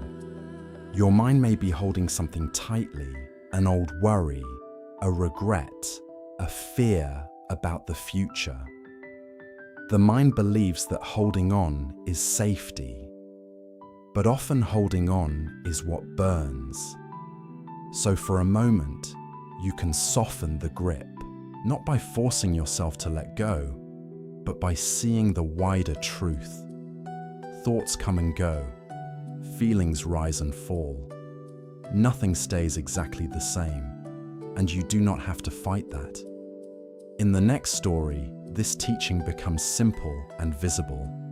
A teacher will point to falling leaves and show how thoughts can be like weather arriving, passing, and disappearing on their own. And you will be invited to stop grabbing them the way Suri stopped grabbing at the impossible. Because sometimes the mind rests best when it remembers you do not need to hold every leaf in the air. You can let it fall. And so, as Suri's grip softened and her breathing returned, the teaching moved from the burning ground into something quieter, something you can see with your own eyes. Because not all suffering arrives as tragedy. Sometimes it arrives as a mind that will not stop. A mind that keeps picking up the same thought again and again, the way a hand keeps touching a sore place. In a temple set among maple trees, an old teacher lived in a small hut behind the main hall. His name was Master Yan. He was not known for long lectures. He did not enjoy complicated explanations. Most days, he spoke only when needed, and when he did speak, he used the world itself as his text. One afternoon in late autumn, a young monk named Tao came to see him. Tao had been practicing diligently. He sat in meditation for hours. He kept the precepts. He studied the teachings. And still, his mind felt like a restless field. Thoughts rose constantly, and each thought seemed to pull the next one behind it. When Tao sat down to meditate, he could feel it almost immediately. A worry about tomorrow, a memory from yesterday, a conversation he wished had gone differently, a fear he could not name. Even when he tried to focus on breathing, the mind would slip away, running into its familiar loops. Tao had begun to believe this meant he was failing, so he bowed to Master Yan and said, "Master, my mind will not become quiet. I try to stop my thoughts, but they keep coming. How do I make them stop?" Master Yan looked at Tao for a moment, as if he were not hearing the words alone, but hearing the strain behind them.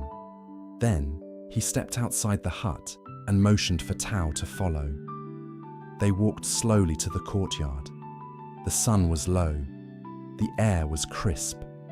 Maple leaves, red and gold and brown, scattered across the stones. A gentle wind moved through the trees. Leaves drifted down one by one, spinning softly, landing wherever they landed. Master Yan pointed upward. "Look," he said. Tao looked. The leaves were falling without effort, without decision, without struggle. Master Yan asked, "Do you see the leaves?" "Yes," Tao said. Master Yan said, "Are you making them fall?" "No," Tao answered, confused. Master Yan continued, "Are you holding them up?" "No." "Are you telling them where to land?" Master Yan asked. Tao shook his head. "No, Master." Master Yan nodded. "Then why do you believe you must control your thoughts?" Tao opened his mouth, then closed it again. He had never considered this so plainly. In his mind, thoughts felt like something he was doing wrong, something he should manage, something he should fix. Yet watching the leaves, he could see a different possibility. Master Yan said, "Thoughts are like these leaves. They fall when conditions make them fall. A breeze, a season, a branch letting go. They come, they spin, they land, then they are gone." Tao frowned slightly. "But Master," he said, "leaves fall and disappear. My thoughts keep returning." Master Yan stepped closer to the stone path and picked up a leaf. He held it between two fingers. "Watch carefully," he said. He released the leaf. The wind took it. It turned once, then twice, then drifted down and landed near Tao's feet. "Did the leaf bother you?" Master Yan asked. Tao hesitated. "No," Master Yan asked. "Why not?" Tao looked at the leaf, then answered, "Because it's just a leaf." Master Yan's eyes softened.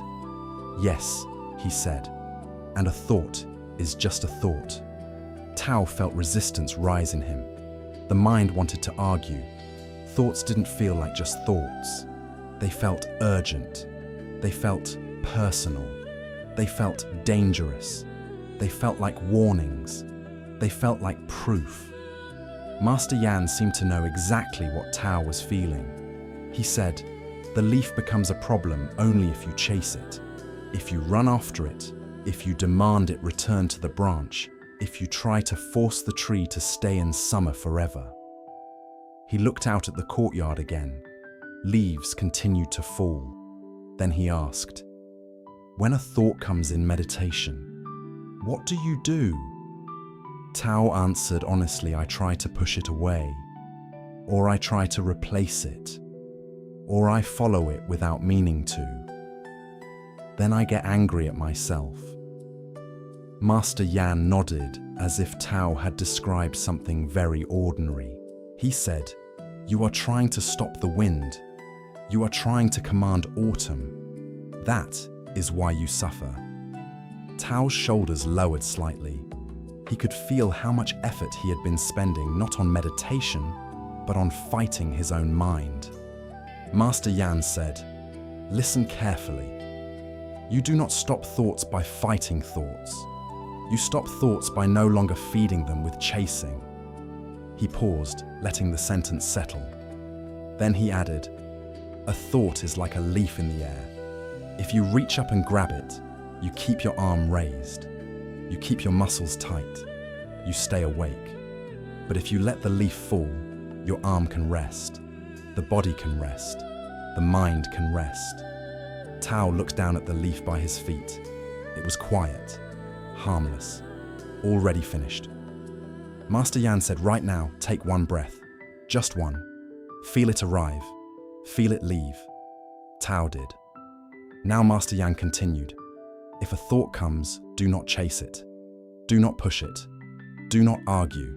Simply notice it the way you notice a leaf. Say quietly, inside, thinking. And then return to the breath." Tao nodded slowly. Master Yan said, "Not as a punishment, not as a correction, as a return." Another breeze moved through the courtyard. More leaves drifted down. Tao watched them and felt something loosen inside his chest. He could see in a simple way that thoughts did not have to be enemies. They could be weather. They could be leaves. They could be movement passing through a larger stillness. Master Yan turned toward the hut. "Come," he said. "We will sit for a while." As they walked, Tao asked one more question, quieter now. "Master, if I don't chase my thoughts, what remains?" Master Yan did not answer immediately. He waited until they reached the edge of the courtyard, where the stones met a small stream that ran behind the temple. Then he said, "In the next part, I will show you." And the sound of water, steady and soft, began to fill the silence between them. 5 seconds. The stream behind the temple was narrow but clear. Water moved over smooth stones with a soft, continuous sound, neither loud nor silent, like a whisper that never needed to become a shout. Master Yan stood beside it for a moment, letting Tao hear it properly. Then he crouched, dipped his fingers into the current, and lifted his hand. Water slid off his skin immediately. It did not cling. It did not hesitate. It simply returned to the stream and continued on. Master Yan looked at Tao and said, "This is what remains when you stop chasing." Tao frowned slightly. "It's just water," he said. Master Yan nodded. "Yes," he replied, "and that is the point." He gestured to the stream. "Watch," he said. Does the water try to hold on to a shape? Tao watched. The current broke around stones gathered, divided, reunited. It made patterns for a moment, then disappeared into the next pattern. Nothing stayed. Nothing needed to stay. "No," Tao said. Master Yan asked, "Does the stream get angry when it meets a rock?" Tao shook his head. "Does it stop and argue?" Master Yan continued. "Does it demand the rock move out of its way?" Tao gave a small, uncertain smile. "No." Master Yan let the smile be there. Then he said, "So why does your mind stop and argue with a thought? Why does it demand the thought disappear? Why does it push and pull and tighten?" Tao opened his mouth to answer, but nothing came. The question was too clear. He could feel the habit in himself. The moment a thought appeared, he treated it like a problem, like an obstacle, like a rock that shouldn't be there. And the resistance made him tired. The resistance made him restless. Master Yan said, "Thoughts are not the problem. Resistance is the problem." He took a small leaf from the ground and placed it gently on the stream. The leaf floated, turned slowly, then moved forward. "Look," he said. "The leaf is like a thought. It appears, it drifts. It moves on. If you do not grab it, it goes where it goes. But if you reach into the water and try to hold the leaf in place, what happens?" Tao imagined it.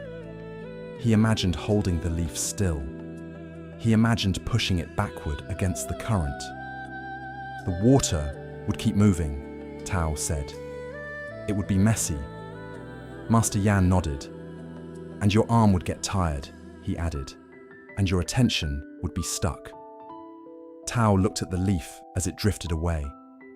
It did not look urgent. It did not look dangerous. It was simply moving with the stream.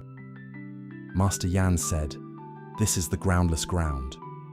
Not something you stand on as a concept, but something you feel. Life moves, breath moves, sensations move, thoughts move. When you stop trying to freeze movement, you find ease." He stood and began walking slowly along the bank. Tao followed, listening to the water. Master Yan continued, "Some people think meditation means forcing the mind into blankness. They think success means no thoughts at all.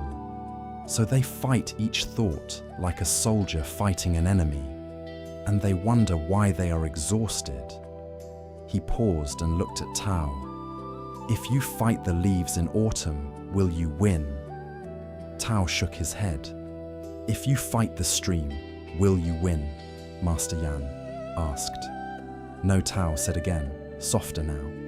Master Yan's voice remained calm. "Then do not fight your mind," he said. "Let thoughts come.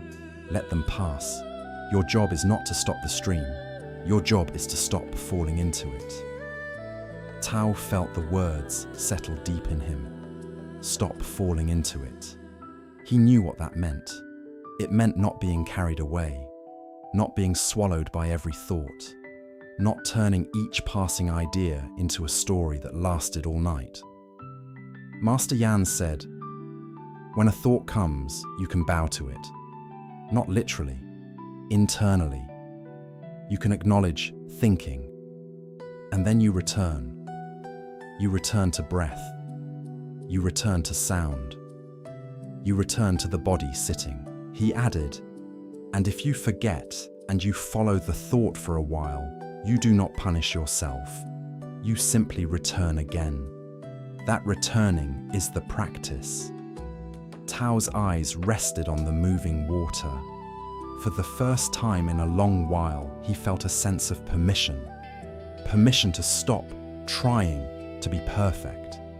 Permission to let the mind be a mind. Permission to rest. Master Yan sat on a flat stone near the bank and motioned for Tao to sit beside him. They sat quietly listening. The stream continued steady and gentle. The wind moved through the trees. A few more leaves drifted down and landed on the water, then floated away. Tao noticed a thought arise, something small and ordinary. It tried to pull him into planning. For a moment, his attention leaned toward it. Then he remembered the leaf. He labeled it softly inside thinking, and he let it drift. He returned to the sound of the stream. The thought thinned and passed. Another thought came, and another. Some were louder, some were faint. Each time Tao practiced the same gentle movement. Notice, name, return. And slowly between thoughts, he began to sense something else. A quiet background that did not come and go. A stillness that was not created by effort. A presence that remained even as the mind moved. Master Yan spoke once more, barely above the sound of water. "Do you feel it?" Tao nodded slightly. Master Yan said, "This is what remains. Not a blank mind, a natural mind, a mind that does not cling." They sat until the sun sank lower and the air cooled further. And as Tao rose to return to the temple, he carried the teaching like a small warmth inside him. Not as a rule to follow, but as a way to rest. If you are listening tonight, you can let your thoughts be like leaves. You can let them be like water. You do not need to chase them. You do not need to stop them. You only need to stop gripping them. And now, we move to the next doorway. This one is about patience that does not fight, about strength that does not shout. It is the story of a king who is insulted and humiliated, yet refuses to be conquered inside. And so, after the lesson of leaves and water, we move into a different kind of practice. Not the practice of calming thoughts, but the practice of not reacting. Because sometimes it is not the mind that keeps you awake. Sometimes it is the old fire of response, the urge to answer, the urge to defend, the urge to strike back even if only inside your head. This story is about patience, not passive patience, not the kind that collapses, but the kind that stays steady even when the world tries to provoke it. Long ago, the Devas and the Asuras went to war. The Devas were led by their king, Lord Chakra, ruler of the heavenly realm. The Asuras were led by their fierce and proud king, Vapor, a warrior known for his sharp tongue as much as his strength. The battle was long. It shook the skies. It left both sides exhausted. In the end, Lord Chakra's army prevailed. The Asuras were defeated and Vapor was captured alive. In those days, a defeated king was often killed or humiliated in ways that broke him before death. Vapor expected this. He was ready to be treated like an enemy until his last breath. But Lord Chakra gave a different command. "Do not harm him," he said. "Bind him and bring him to the palace." So Vapor was tied with strong ropes and carried to the great hall of the Devas. He was placed near a pillar, restrained, guarded, unable to move freely. Around him, the heavenly hall shone with calm light. The air smelled like flowers that never wilt. The Devas stood in quiet rows, watching. Vapor lifted his chin and looked around. He felt the humiliation burning in his chest. Not because he feared pain, but because he could not stand being powerless. His pride, which had carried him like armor, began to crack, and in that cracking, his anger rose. He turned his face toward Lord Chakra, who sat on a high seat, calm and unmoving. And Vapor began to speak. He did not speak with dignity. He spoke with venom. He insulted Lord Chakra's lineage. He insulted his strength. He insulted his rule. He mocked him for showing mercy. He laughed at him for refusing to kill. Each word was meant to stab. Each word was meant to hook. Vipa wanted one thing: a reaction, a flash of anger, a burst of violence, a moment where Lord Chakra would reveal that beneath his calm, he was no different from any other conqueror.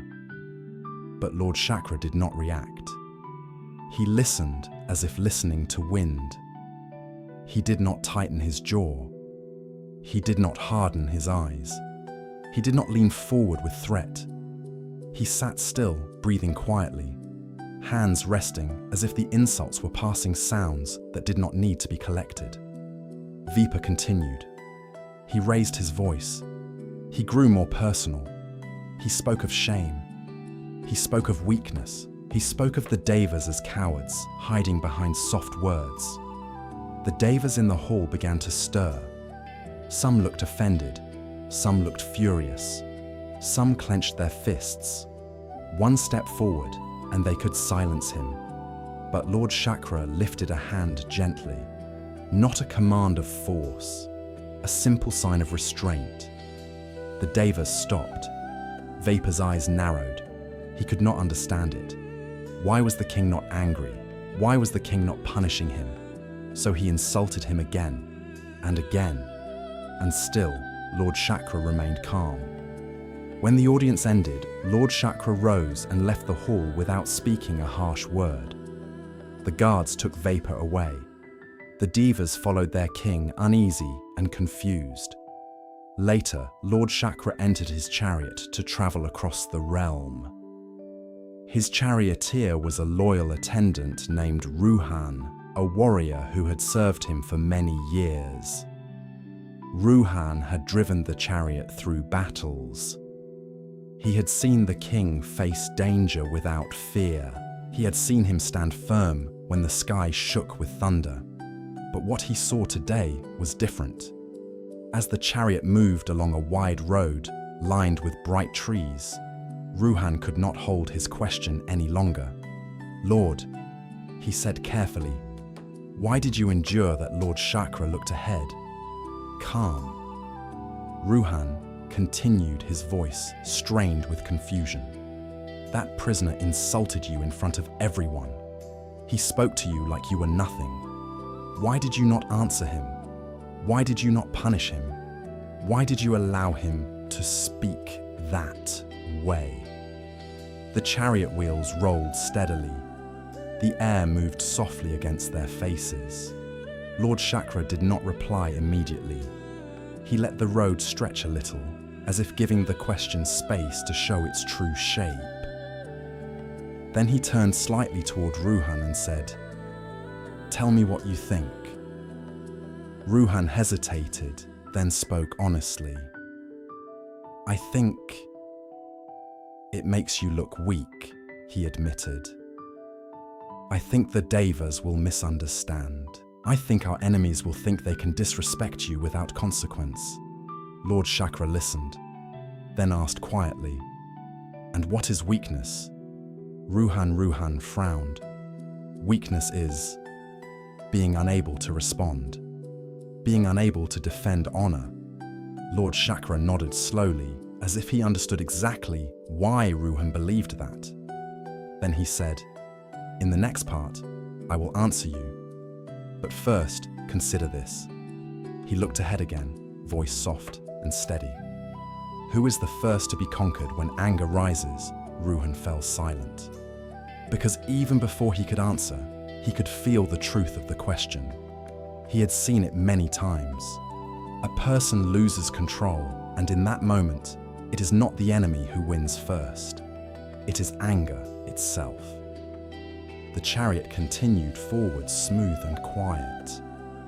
And Lord Chakra's calm remained like a deep lake that does not shake when a stone is thrown. In the next part, you will hear what he told Ruhan, why patience is not surrender, why silence can be strength, and how the greatest victory is sometimes the one no one can see.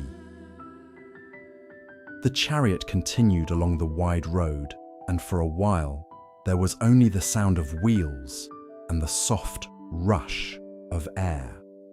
Ruhan kept his eyes forward, but his mind was still in the hall, still hearing the prisoner's insults, still feeling the sting of them, as if they had been aimed at him personally. Lord Chakra broke the silence first. "Ruhan," he said when a man throws a burning torch at your feet. "What do you do?" Ruhan answered quickly. "I step away. I do not pick it up." Lord Chakra nodded. "Good," he said. "Now tell me, when a man throws burning words at you, why do you rush to pick them up?" Ruhan's throat tightened. The question landed cleanly, and it exposed something in him. He realized that insults only hurt because the mind grasps them, holds them, turns them over, and makes them personal. A word spoken and forgotten is like a leaf that falls and disappears. A word caught and clutched becomes a thorn. Lord Chakra continued. "That prisoner wanted one thing. He wanted my anger. He wanted to pull me into his fire. If I had answered him with rage, I would have given him exactly what he wanted. He would have ruled me from his ropes." Ruhan frowned. "But Lord," he said, "shouldn't a king defend his honor?" Lord Chakra's voice stayed gentle. "Honor does not need noise," he replied. "A strong heart does not need to prove itself. Only a weak heart needs to shout." He paused, then asked, "Tell me, when the prisoner insulted me, who suffered first?" Ruhan hesitated. He wanted to say, "You," but he knew it wasn't true. Lord Chakra had not looked troubled. He had not looked shaken. The suffering had appeared in the faces of the devas, who listened in their clenched fists, in the heat rising behind their eyes. Ruhan answered slowly, "Those who became angry." Lord Chakra nodded. "Yes," he said. "Anger burns the one who holds it. It does not wait politely until it can harm the enemy. It harms the heart immediately." The chariot rolled on. Trees passed in slow rhythm. Light flickered across the road. Lord Chakra said, "People believe patience is weakness because it does not look dramatic. They think strength must announce itself with force. But true strength is the ability to remain unshaken." He looked at Ruhan with steady eyes. In battle, a warrior who loses control is easy to defeat. He can be baited. He can be provoked. He can be led anywhere. But a warrior who stays calm cannot be pulled. Ruhan listened, and he could feel something in his chest soften. He knew this was true not only in war, but in life. How many times had he spoken harshly in anger and regretted it afterward?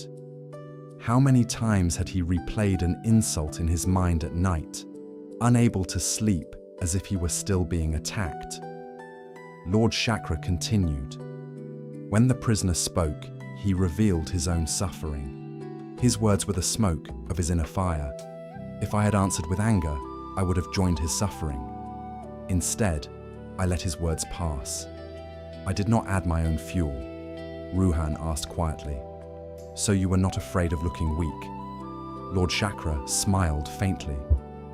"Ruhan," he said, "the only weakness I fear is being conquered inside."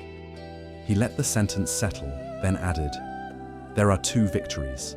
One is visible, one is invisible. The visible victory is defeating an enemy on the field. The invisible victory is defeating the impulse to become like the enemy." Ruhan's hands tightened on the reins, then relaxed. He could feel the wisdom in his bones. It was not a poetic idea. It was practical. It was the difference between peace and endless conflict. Lord Chakra said, "If I had struck him, the devas would cheer. But my mind would be stained. I would carry the poison of that moment."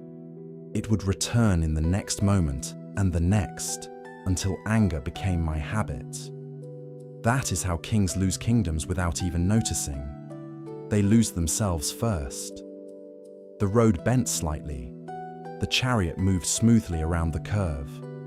Ruhan asked, "But what if he continues to insult you? What if he believes your silence means he has won?"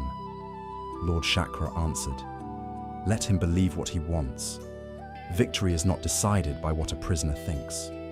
Victory is decided by what lives in my heart." He looked forward again. "And remember," he said, "my silence was not surrender. I still kept him restrained. I still protected my people. I simply refused to add hatred." Ruhan nodded slowly. He understood now that patience could be active. It could be firm. It could hold boundaries without poisoning the mind. And as the chariot rolled onward, he began to see a wider truth. Most suffering does not come from the world alone. It comes from the second arrow, the reaction, the inner fire, the mind's insistence on striking back. You cannot always stop the first arrow. You cannot stop loss or pain or insult, but you can stop the second arrow. You can stop feeding the fire. Lord Chakra spoke one final sentence, quiet and complete. "If you want peace," he said, "do not give your enemy the keys to your mind." As you listen now, you may feel how this applies to your own nights. Many people do not lose sleep because of what happened. They lose sleep because of the replay, the inner argument, the imagined comeback, the self-defense that continues for hours long after the moment has ended. So tonight, if a memory tries to provoke you, you can practice Lord Chakra's patience. You can refuse to pick up the burning torch. You can let the words fall like leaves. You can let the mind stay unshaken. And now we move to another doorway, even more subtle. A gathering of wise beings will speak about non-duality, each offering a beautiful answer. And then in the end, the deepest answer will be silence again.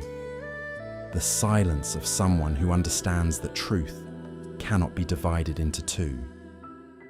And so, with Lord Chakra's patience still echoing like a calm bell in the chest, we arrive at another doorway. This one is quieter than patience and deeper than not reacting. It is a teaching about non-duality, about the place where the mind stops splitting life into two sides and finally rests in what is whole. In a city filled with busy streets and bright markets, there lived a layman named Weimar. He was not a monk. He did not live in a monastery. He wore ordinary clothes and lived among ordinary people. Yet those who met him felt something unusual. His presence was steady. His words were simple, and his understanding, though quiet, was unmistakable. People said that Weimar understood the Dharma as clearly as the greatest teachers. One day, Weimar became ill. His illness was not hidden. Word spread quickly, and soon many came to his home. Some came with concern. Some came with curiosity. Some came because they wanted to see how a wise person faced sickness. They gathered in his room speaking softly, as if loud voices might disturb something sacred. When the Buddha heard that Weimar was ill, he turned to his disciples and said, "Go and visit him."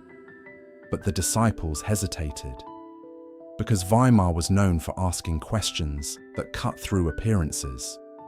He was known for revealing the mind's habits with one simple sentence. More than once, he had shown learned monks that their understanding was still tangled in concepts. So one by one, the disciples bowed and said, "Blessed One, I am not able." The Buddha then turned to the great bodhisattvas and asked them to go, and among them was Manju, a bodhisattva, famous for wisdom, clear, sharp, and gentle, like a blade that cuts without harming. Manju bowed. "I will go," he said.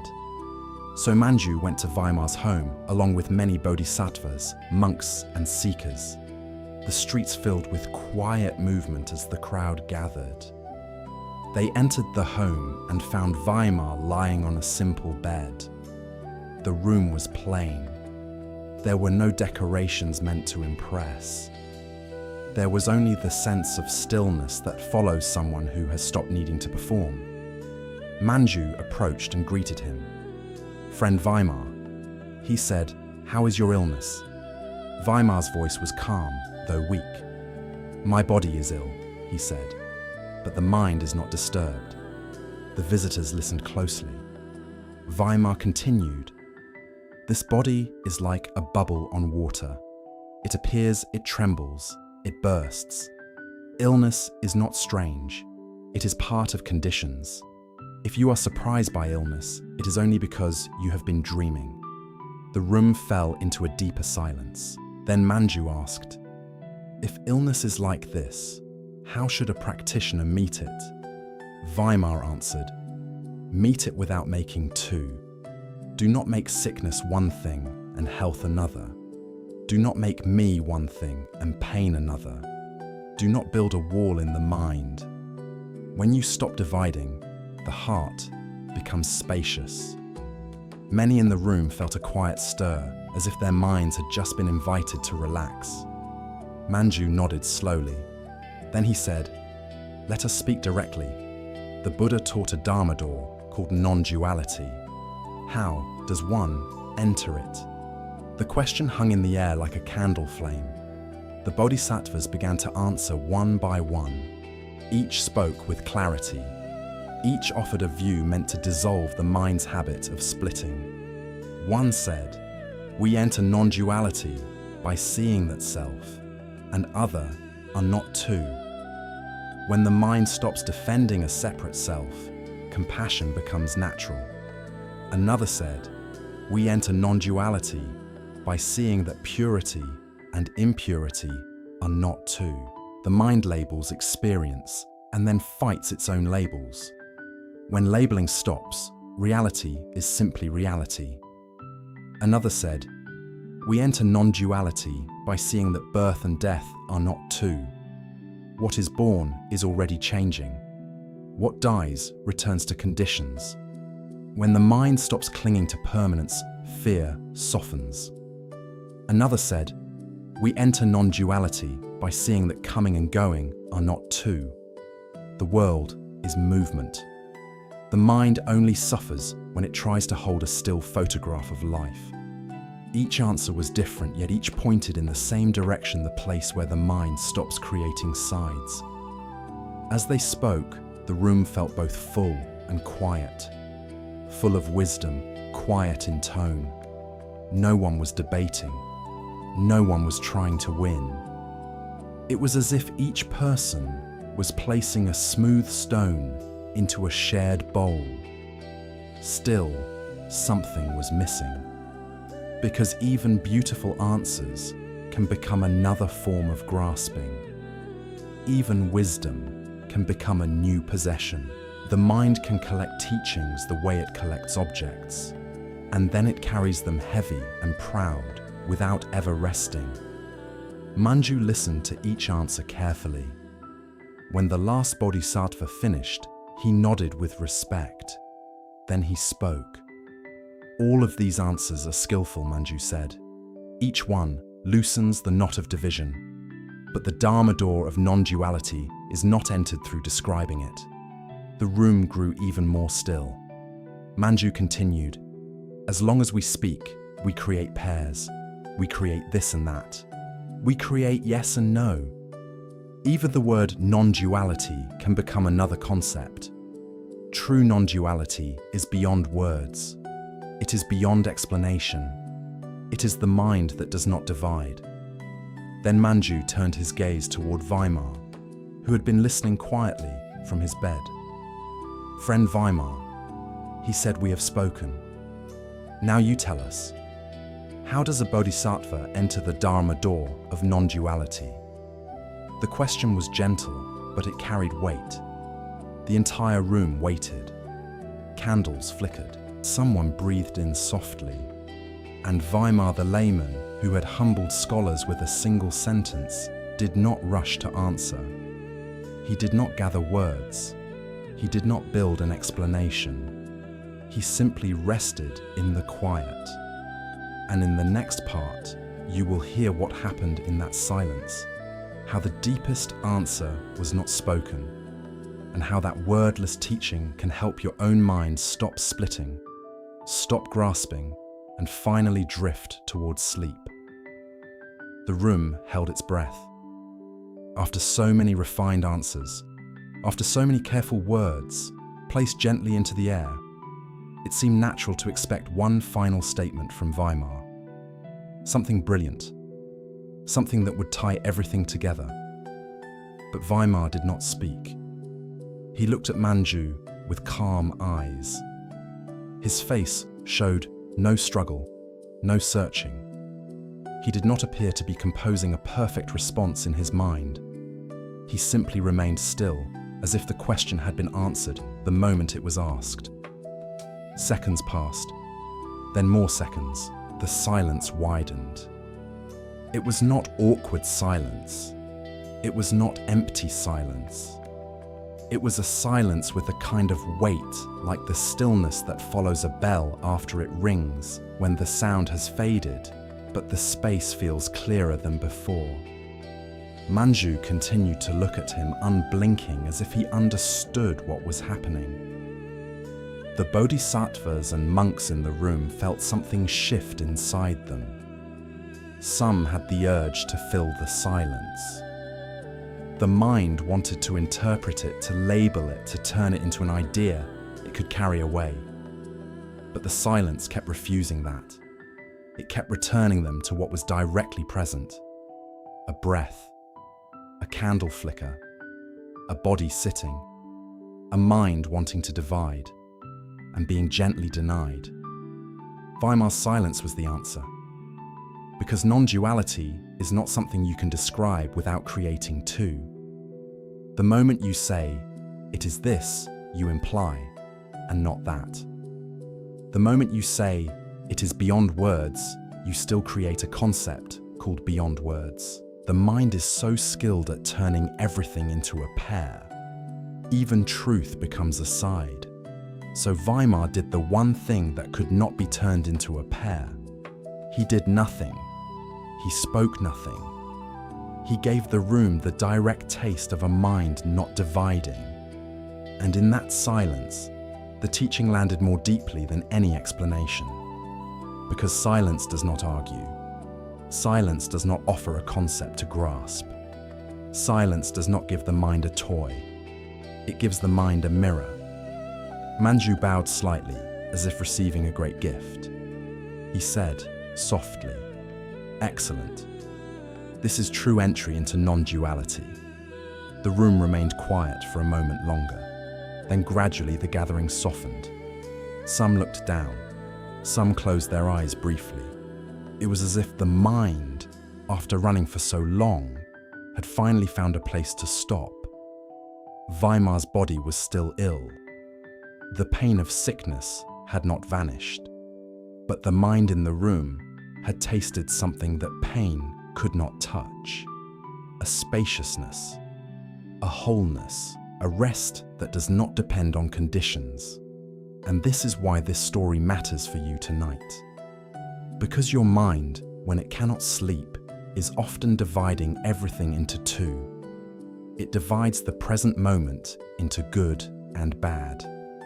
It divides your body into comfortable and uncomfortable. It divides your thoughts into acceptable and unacceptable. It divides the night into success and failure. I should be asleep. I am not asleep. This is bad. Tomorrow will be ruined. Each division adds tension. Each division adds struggle. Each division creates a new enemy for the mind to fight. But the moment you stop dividing, the struggle begins to soften. This does not mean you force yourself into blankness. It means you stop insisting that the moment be different. You stop turning the present into a courtroom. You stop splitting life into a side you accept and a side you reject.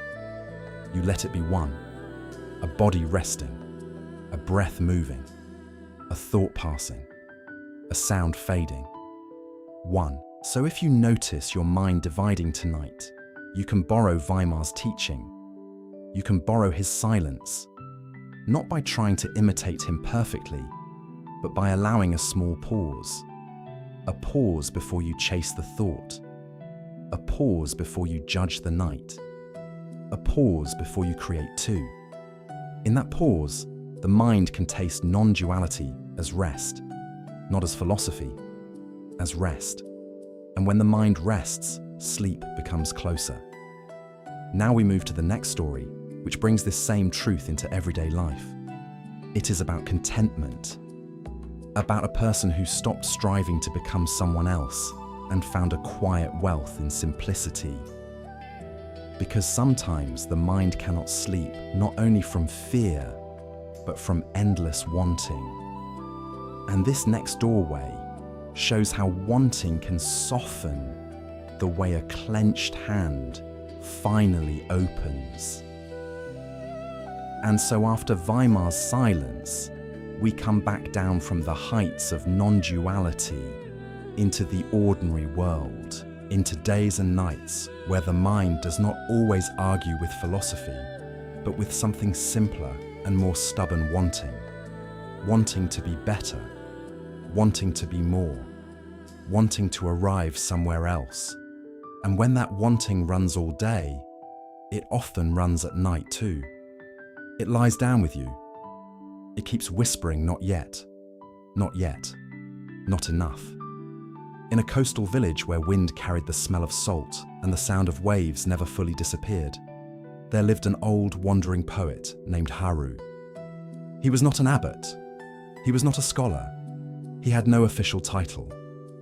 He slept where he could, sometimes in a small hut offered by a friend, sometimes under the eaves of a temple, sometimes beneath trees wrapped in a thin cloak.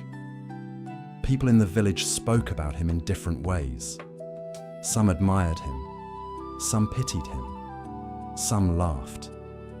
He could have been someone they said, "He is intelligent, he can write.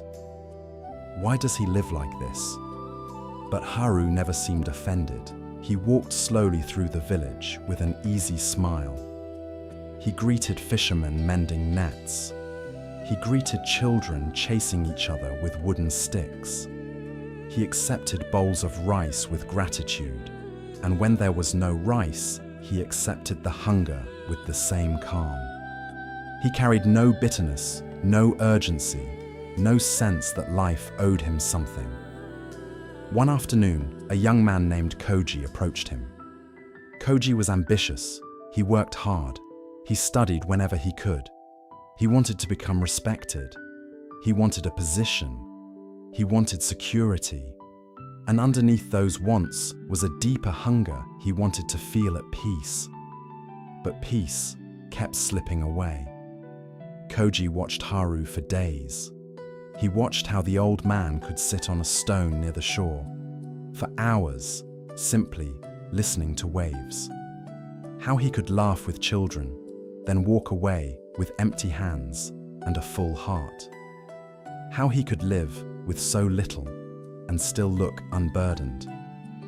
Finally, Koji could not hold his question any longer. He found Haru sitting beneath a pine tree, watching the late sunlight shimmer on the water. Koji bowed politely. "Sir," he said, "may I ask you something?" Haru turned his head and smiled. "Of course," he said. "Ask." Koji hesitated, then spoke honestly. "People say you are wasting your life.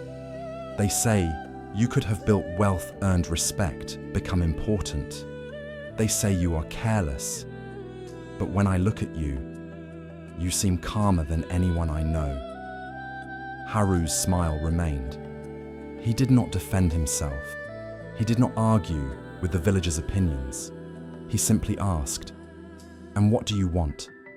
Koji blinked. "I want to succeed," he said. "I want to make something of myself. I want to be secure. I want to be proud." Haru nodded gently. "And do those once give you peace?" he asked. Koji's throat tightened. He looked down.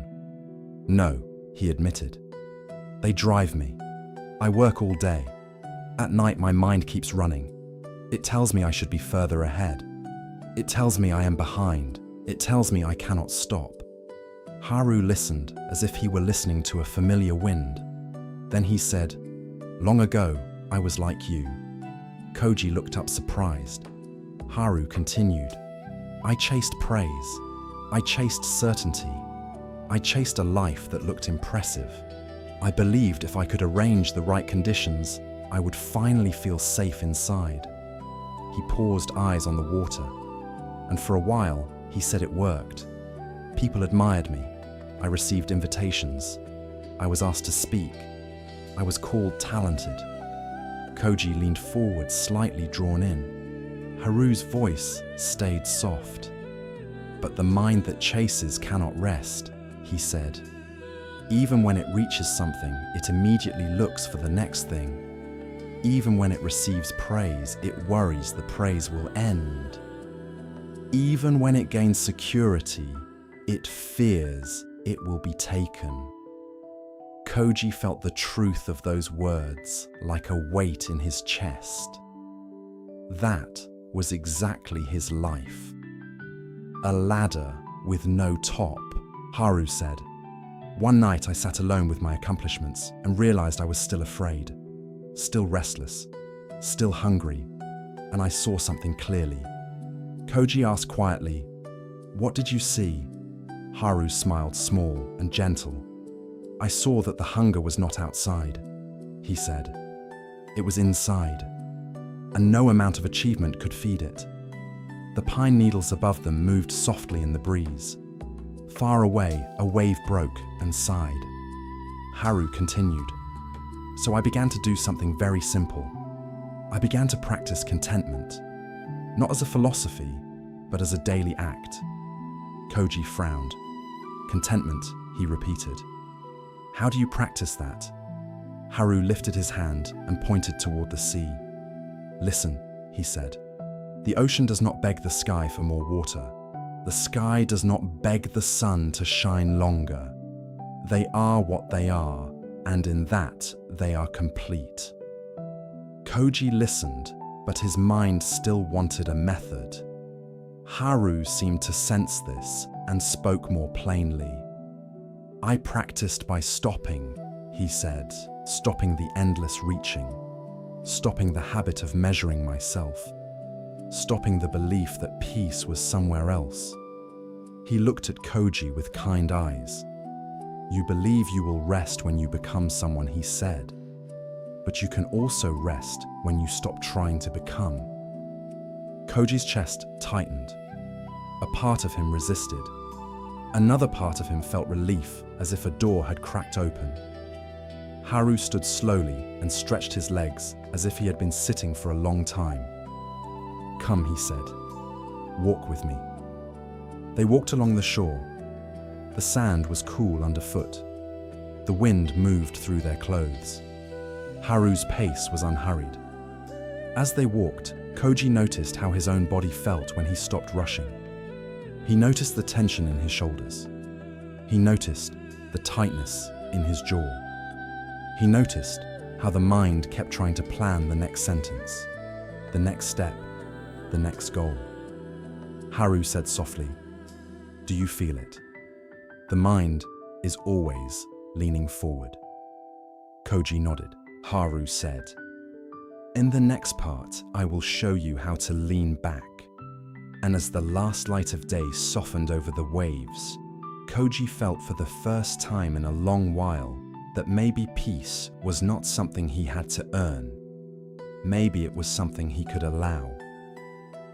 Koji walked beside Haru along the shore. The wind was cool. The sound of waves rose and fell in a steady rhythm like breathing that never needed instruction. Haru's steps were unhurried. and without realizing it, Koji began to match that pace. For a while, neither of them spoke. Haru seemed to enjoy silence the way other people enjoyed entertainment. He did not rush to fill it. He let it be wide and calm. Koji at first felt uneasy. In silence, his mind tried to do what it always did. It searched for a purpose. It planned. It evaluated. It asked, "Am I learning anything?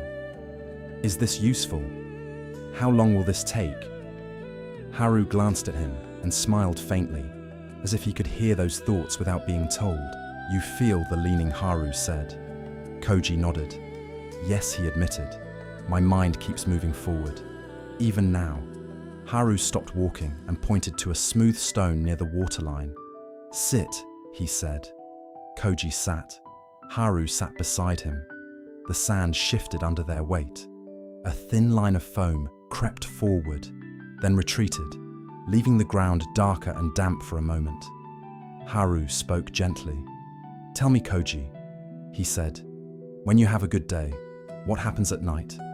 Koji exhaled. "My mind reviews it," he said. "It checks what I did right, what I did wrong. It looks for what I should do next." "And when you have a bad day?" Haru asked. Koji's voice lowered.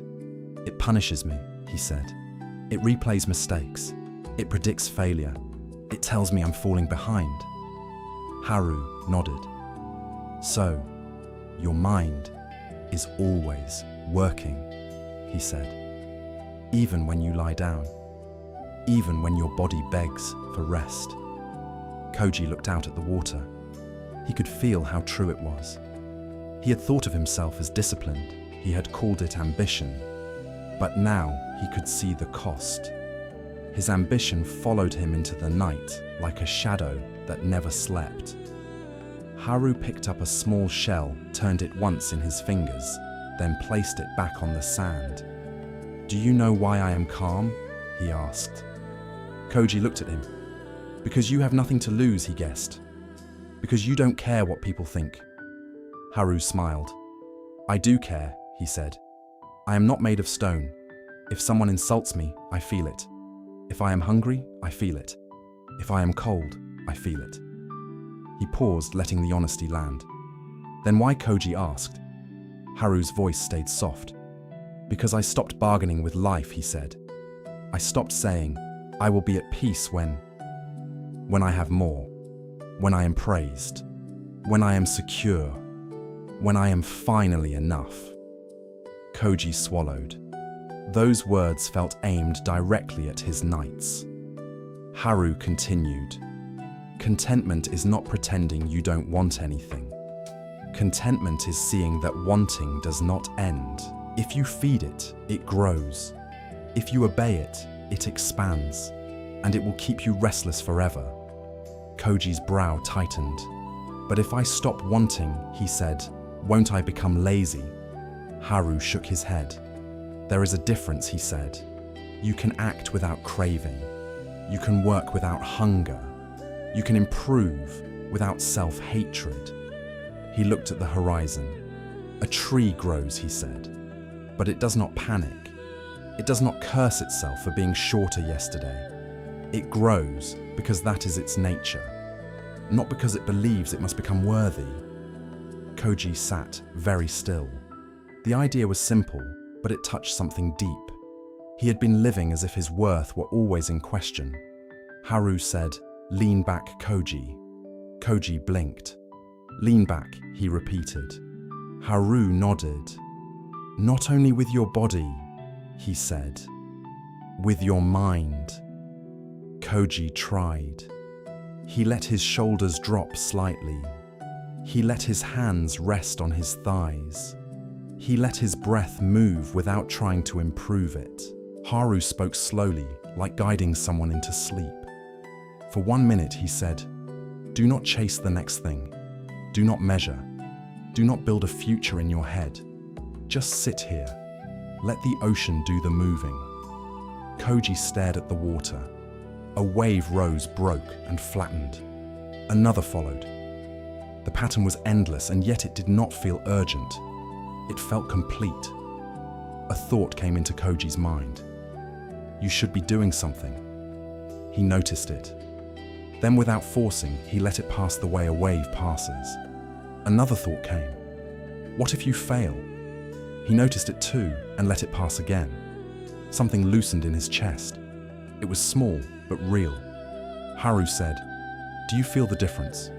Koji nodded. "It feels quieter," he said, "but it also feels unfamiliar." Haru smiled. "Yes," he said, "because you are used to tension. You have mistaken tension for responsibility." Koji's eyes lowered. The sentence stung, but it was not cruel. It was precise.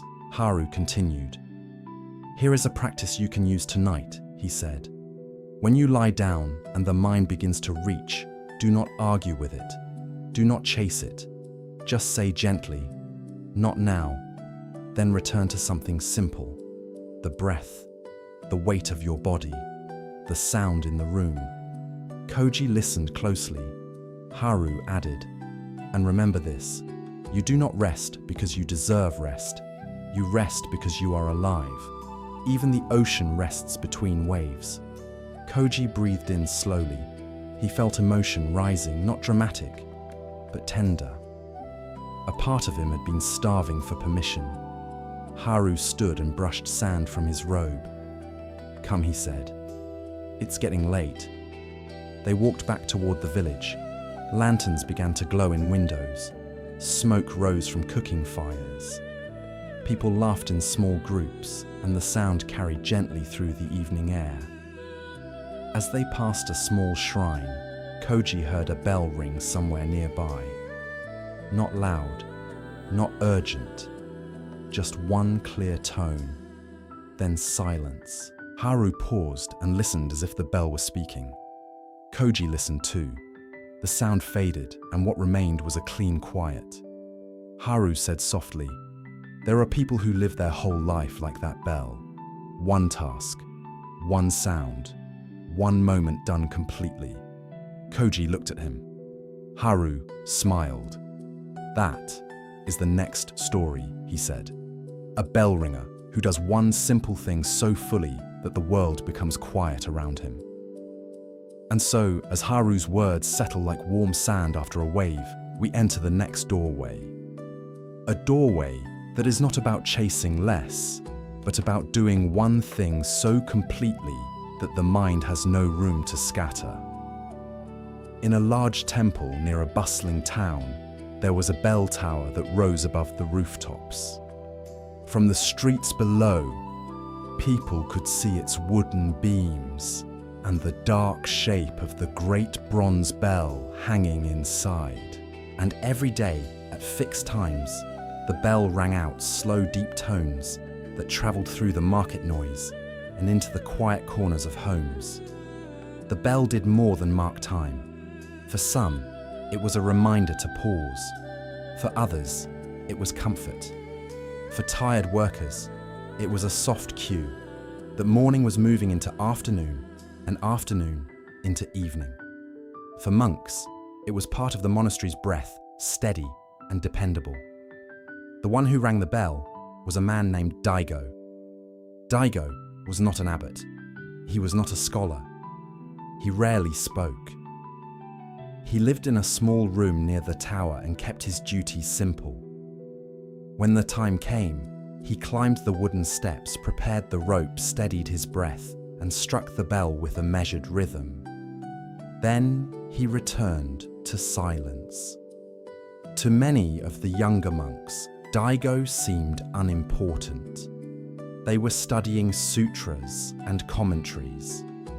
They were practicing meditation for long hours. They were learning the precise language of doctrine. Some of them dreamed of becoming teachers. Some dreamed of traveling to famous monasteries. Some wanted recognition for their insight. And here was Daigo, day after day, doing the same small job. A few whispered about him. "He is wasting his life," one said. "He does nothing but ring a bell." Another said, "Anyone can pull a rope." A third shrugged. Maybe he is too dull for real practice. These words did not reach Daigo in any way that mattered. If he heard them, he did not react. He continued his work as if the bell were the only conversation he needed. One morning, a new novice arrived at the temple. His name was Sato. He was young, bright, and eager. He bowed often, asked many questions, and carried an intensity in his eyes as if he feared time was running out. Sato noticed Daigo quickly. He noticed because the bell's sound was the first thing he heard in the temple's day. He noticed because the sound was different from all other sounds. It did not feel rushed. It did not feel scattered. It felt complete. For the first few days, Sato simply listened. But then his curiosity grew into judgment, the way it often does in young minds. He asked other monks about Daigo and received the same dismissive answers. Just a bell ringer, they said. So, Sato began to believe it too. One afternoon, while carrying water across the courtyard, Sato saw Daigo sitting alone near the bell tower. The man's posture was relaxed. His gaze was calm. He looked like someone with no ambition, no urgency, no hurry. Sato felt a flicker of irritation. How can he look so peaceful, Sato thought, when he does so little? Without planning to, Sato walked toward him. "Brother Daigo," Sato said politely, though his tone carried a hidden edge. "May I ask you something?" Daigo turned his head slightly and looked at the novice. His eyes were quiet, not defensive, not proud. He nodded once. Sato asked, "Is this all you do?" "Ring the bell." Daigo answered simply. "Yes." Sato forced a small smile. "And do you not want to do more, study more, practice more, become something?" Daigo looked at him for a moment, then asked, "More than what?" Sato blinked. "More than this," he said, gesturing vaguely toward the tower. Daigo's voice was soft. "When I ring the bell," he said, "I do not ring less. I ring completely." Sato did not understand. It sounded like a clever phrase, the kind of thing old monks said to sound wise. He tried to press further. "But it is only a bell," Sato said.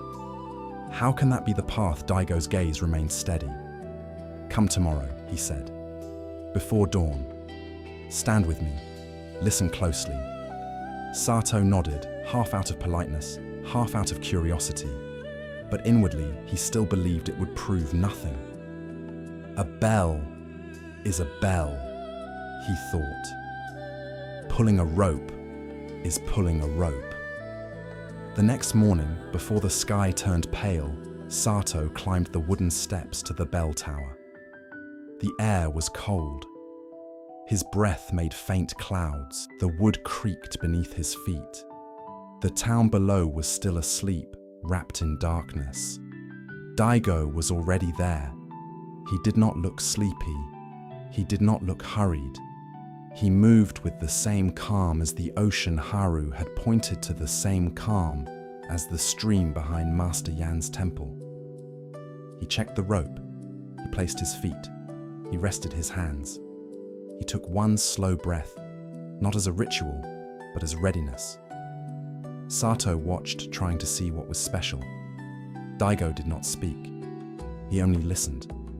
It was as if he were listening to the whole morning before touching the bell. Then with one controlled movement, he pulled. The bell sounded. A deep tone filled the tower. It traveled through the wood, through the air, out into the sleeping town.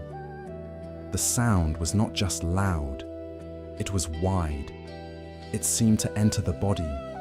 It seemed to vibrate in the ribs, in the chest, in the bones. Sato felt it. Daigo waited. He did not rush to strike again. He let the sound complete itself. He let it fade naturally.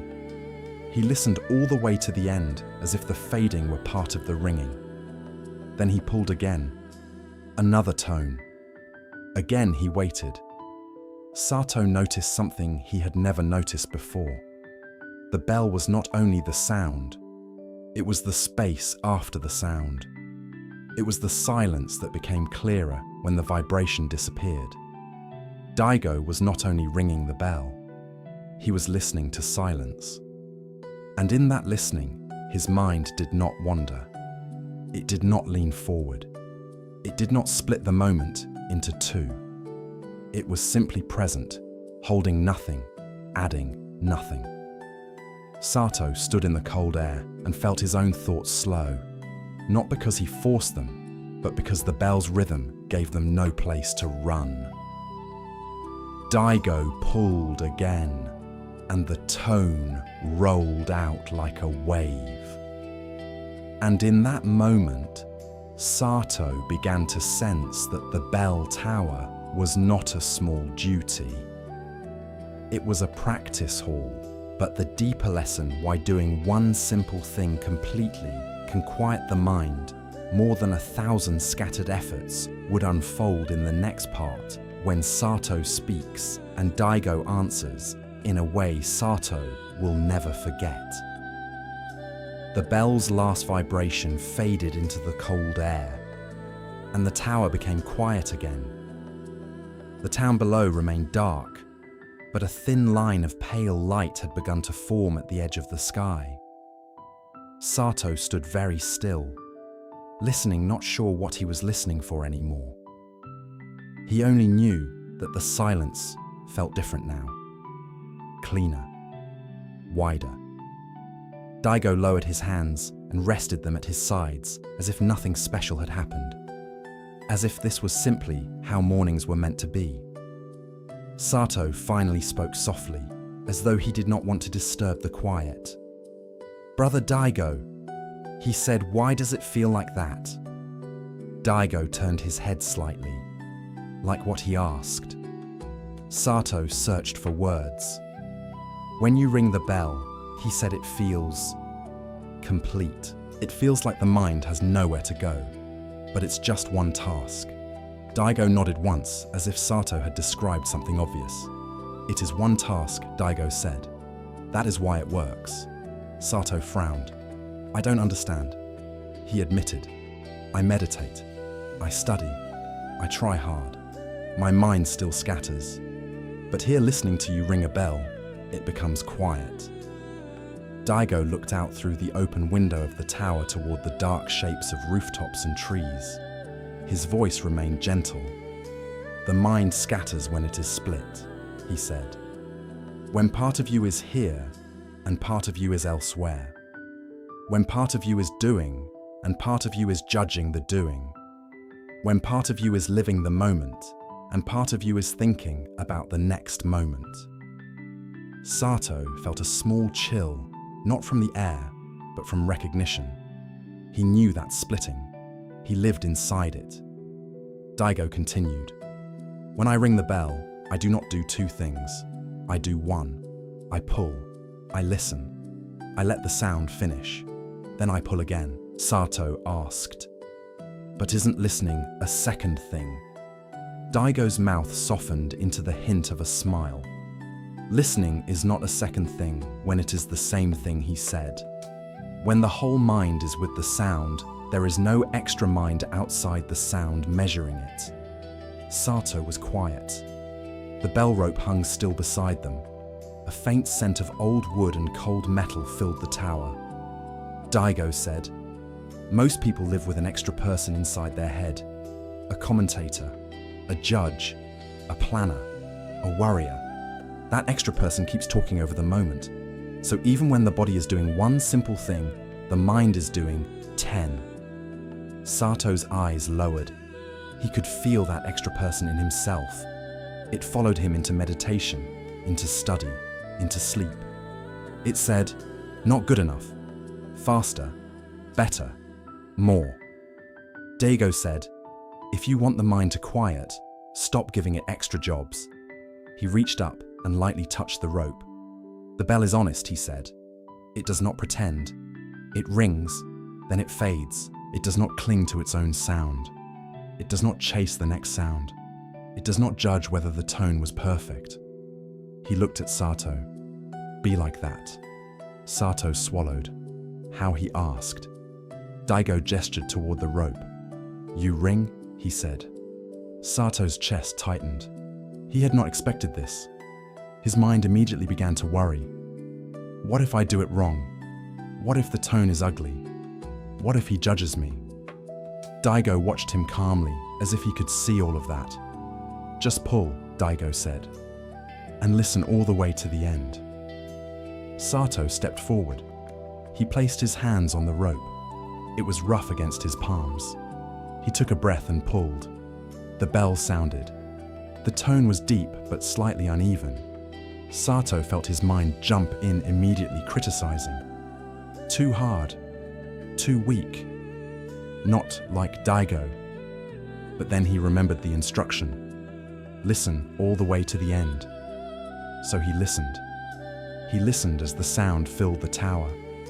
He listened as it spilled out into the air.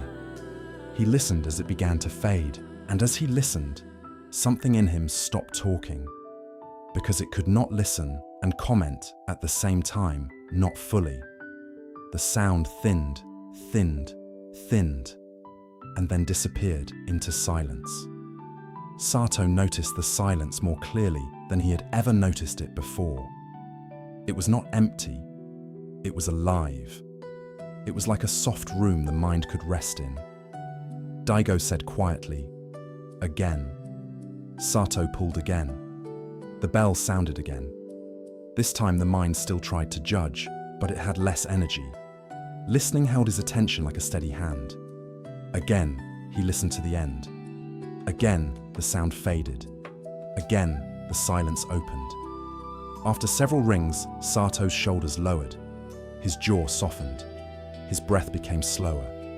The tower, the rope, the sound, the fading everything became one continuous experience without the extra person standing outside it. Daigo spoke once more. Do you see? He asked. Sato nodded. He did not trust his voice, so he simply nodded again. Daigo said, this is the practice. One thing completely. No extra mind. They stood together in the tower as the sky began to lighten. The first birds called from somewhere below. A faint movement began in the town, one door opening, one footstep, one distant cough. Sato felt something new. Not excitement, not achievement, something simpler. A quiet respect for the ordinary. Because he could see now that awakening did not always hide in complex teachings. Sometimes it hid in the way you do one small thing without splitting yourself. And if you are listening tonight, you can use this immediately. When you lie down, you do not need to solve the night. You do not need to fix your thoughts. You can choose one simple anchor, your breath, the sound in the room, the feeling of the blanket, and give it your whole mind gently, not tightly, just completely. No extra mind, no extra judge. Just one thing, and the quiet that follows. Now we move to the final story. A seeker who has traveled far, tired and sincere comes to a stream. And in that stream, he sees something that ends his searching. He sees his own face and understands that the one he was looking for has always been the one looking. And so, as the last bell tone fades into morning air, we come to the final doorway. Because even when the mind learns patience and silence and simplicity, there can still be one deep habit left. The habit of seeking. The habit of believing peace is somewhere else, and that you must travel far to find it. Long ago, there was a monk named Joran. He was sincere, not theatrical. He did not seek awakening to impress anyone. He sought it because something in him could not accept a life lived half asleep. He could feel even as a young man that most people were pulled by fear and desire like leaves in a storm. He wanted to be free of that pulling.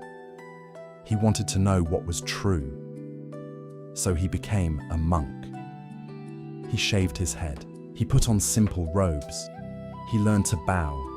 He learned to sit. He learned to chant. And for a while, the structure of practice helped. His days became quieter. His habits softened. He felt glimpses of peace. But Joran also had a sharp mind, and that mind kept asking for certainty. What is awakening exactly? Where does it happen? How will I know when I have reached it? He studied sutras and commentaries. He listened to teachers. Some spoke beautifully. Some spoke harshly. Some promised quick realization. Some warned it could take lifetimes. Joran absorbed it all, but nothing fully satisfied him. Every answer seemed to create another question. So he began to travel. He went from temple to temple, monastery to monastery. He crossed mountains and valleys. He slept in strangers' huts under trees in cold corridors. He sat with famous teachers and asked his questions with humility and intensity. What is the mind, he asked. What is Buddha? How do I cut through delusion? How do I stop suffering at the root? Sometimes a teacher would shout. Sometimes a teacher would strike the floor with a staff. Sometimes a teacher would offer a riddle that made no sense. Joran would carry each encounter like a precious object, turning it over in his mind as he walked. But the turning never stopped. Even when he sat in meditation, his mind was still traveling. It compared one teacher to another. It weighed teachings. It searched for the missing piece. As years passed, something else grew in him alongside sincerity. Fatigue. Not only physical fatigue, though his legs ached often and his bones learned cold in the winter. A deeper fatigue. The fatigue of always leaning forward, always reaching, always believing the next place, the next teacher, the next insight would finally complete him. One evening, Joran arrived at a small monastery tucked into a hillside. It was not famous. There were no crowds. The gate was old wood weathered by rain.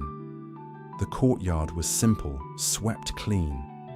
A thin stream ran behind the buildings, and the air carried the scent of moss and stone. Joran asked to stay the night. The monks welcomed him quietly, offered a bowl of rice, and showed him a place to sleep. He ate in silence, grateful, then sat in the meditation hall with them as the sky darkened. That night, he could not sleep. Not because the room was uncomfortable, not because the wind was loud. He could not sleep because his mind returned to the same familiar ache. I have tried so hard. I have traveled so far. Why do I still feel like a seeker? Before dawn, he rose and walked outside. The monastery was still. Lantern light was faint. The world felt wide and empty in a peaceful way, as if everything were resting. Joran stood in the courtyard and listened to the quiet, and for a brief moment, his mind softened. Then behind him, a voice spoke. "You are awake early."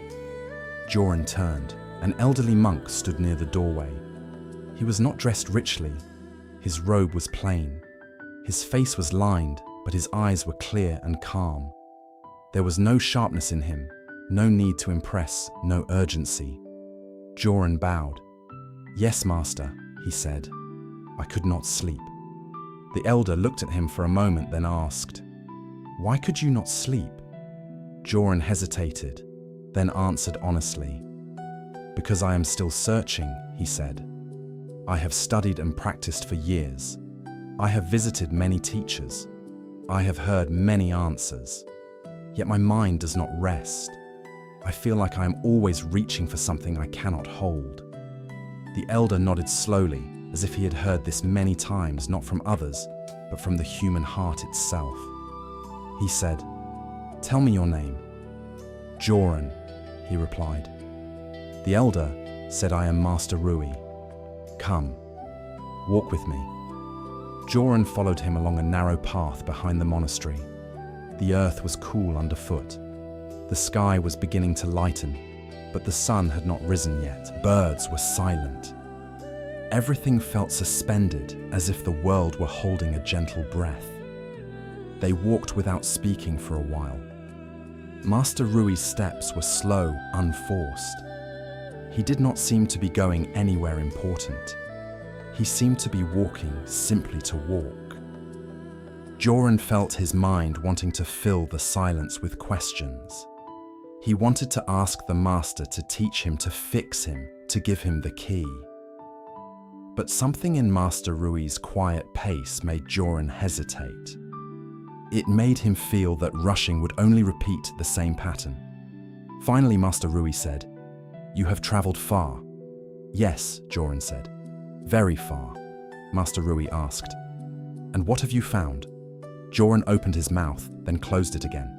He had found many words, many methods, many stories.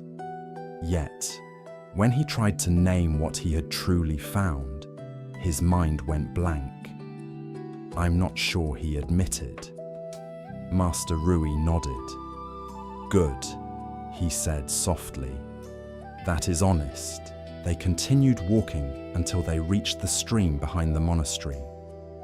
In the dim light, the water moved gently over smooth stones. It was shallow and clear. The surface trembled with small ripples, catching the first hint of morning. Master Rui stopped at the edge and looked down. Joran stood beside him and heard the water's soft sound, steady and clean. Master Rui said quietly, "Your mind is tired because it keeps looking for itself in the wrong direction." Joran's chest tightened. "What do you mean?" he asked. But Master Rui did not answer with explanation. He only pointed gently toward the stream. "Look," he said. Joran stepped closer. The water was still moving, still shimmering, still alive, with small ripples. And in that moving surface, something waited to be seen. Something so close, so simple, that a seeking mind could miss it for a lifetime. And that is what happens next.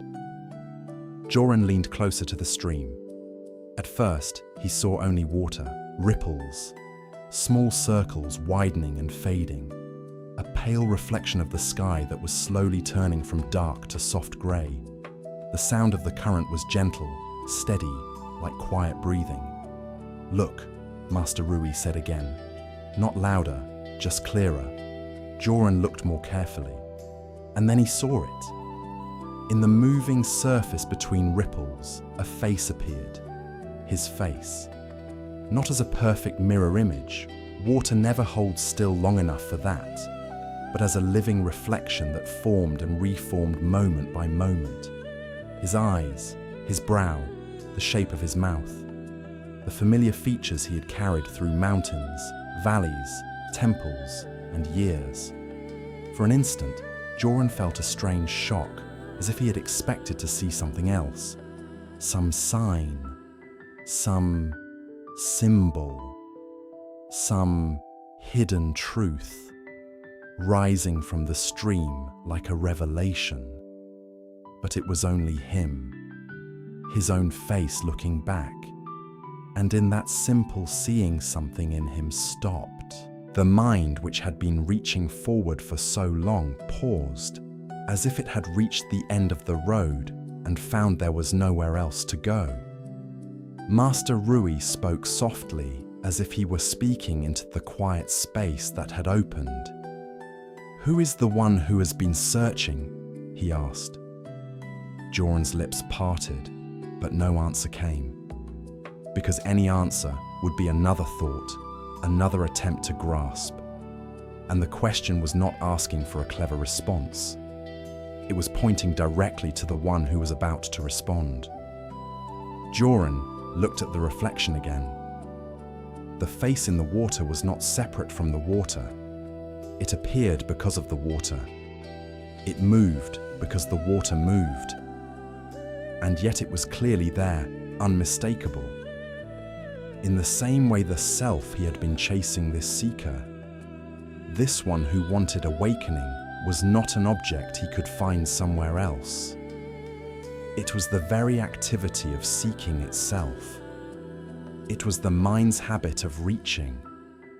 The seeker was the seeking, and the moment he saw that the seeking softened, Joran felt a quiet wave move through his chest.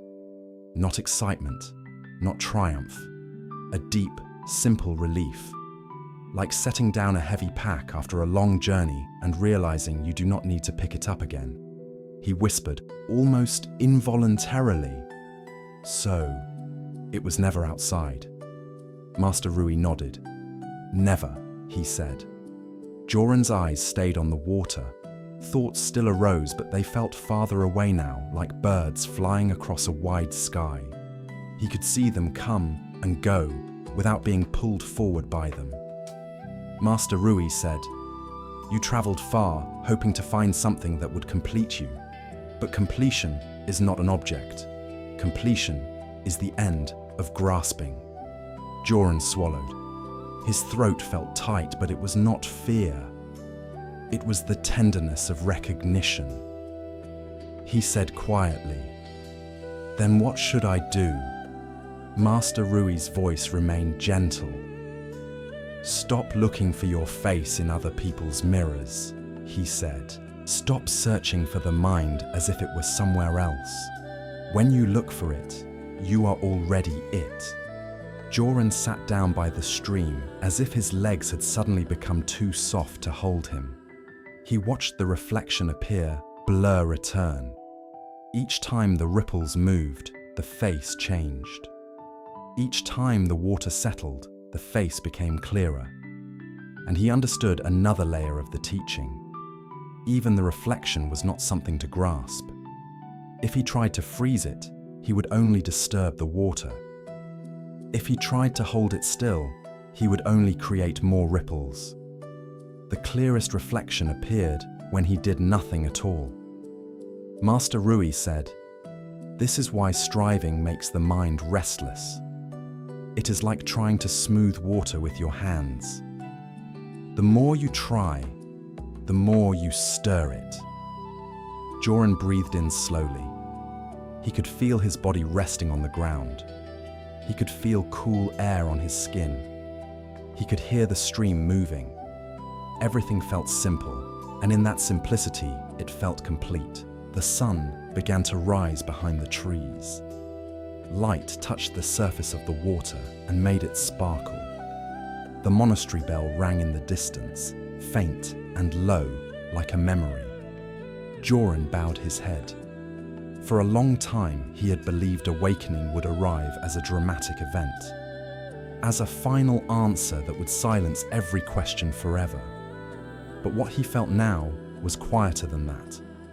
It was more ordinary, and because it was ordinary, it felt real. It was the end of chasing, not the end of life, not the end of practice, the end of the frantic reaching that kept him from resting in what was already here. Master Rui stood beside him for a moment, then said, "Come back when you're ready." Joran looked up. "Where are you going?" he asked. Master Rui smiled faintly. "To sweep," he said, as if it were the most natural thing in the world. And he walked back toward the monastery. Joran remained by the stream a little longer, letting the truth settle into him like warmth spreading through cold hands. Then he rose and followed, not as a seeker chasing a destination, but as a person returning home. As you listen tonight, you can let this story be your own reflection. You do not need to search for peace in the next thought. You do not need to chase sleep as if it were far away. The one who is chasing is the tension itself. And the moment you see it, the chasing can soften. Now, we enter the final part, the outro. We will gather these 12 doorways into one gentle ending and guide the mind back into stillness, so you can drift into deep, healing sleep. And now, as the seeker returns from the stream, we return as well. Back from mountains and courtyards, from burning grounds and bell towers, from words and silence, to the simplest place of all. This moment, this breath, this body resting. Tonight, you have walked through 12 doorways, and if you look closely, they all opened into the same room. A room without struggle. A room where the mind no longer has to prove anything. A room where life is allowed to be what it is. You began with Lin, the monk, who could not hold teachings in his mind, and yet found awakening through a broom. His lesson was not that sweeping is holy, but that simplicity can be wiser than cleverness. When you stop trying to be impressive inside your own head, the heart becomes quiet. When you stop demanding that the mind produce an answer, the answer appears as the present moment itself. Then you met the centipede, who walked perfectly until it began to think about walking. That story is your mind at night. The body knows how to sleep. The breath knows how to breathe. The nervous system knows how to soften when it is safe. And yet, the mind steps in counting and correcting, and suddenly the most natural thing becomes difficult. The lesson was gentle. Do not control what is already working. Let the body remember. Then the Buddha lifted a lotus and offered the teaching without words. That silence was not empty. It was full. It reminded you that reality does not require commentary. The deeper mind can recognize truth directly, without explanation. And when the mind stops chasing meaning, it begins to rest. Ren showed you another truth. Even without sight, you are never separated from reality. The world arrives through many doors. Sound, touch, breath, the feeling of being alive. And when attention stays close to what is present, the mind stops wandering into endless story. Jin showed you the watcher, the inner listener who judges every syllable, who measures every moment, who turns life into a performance.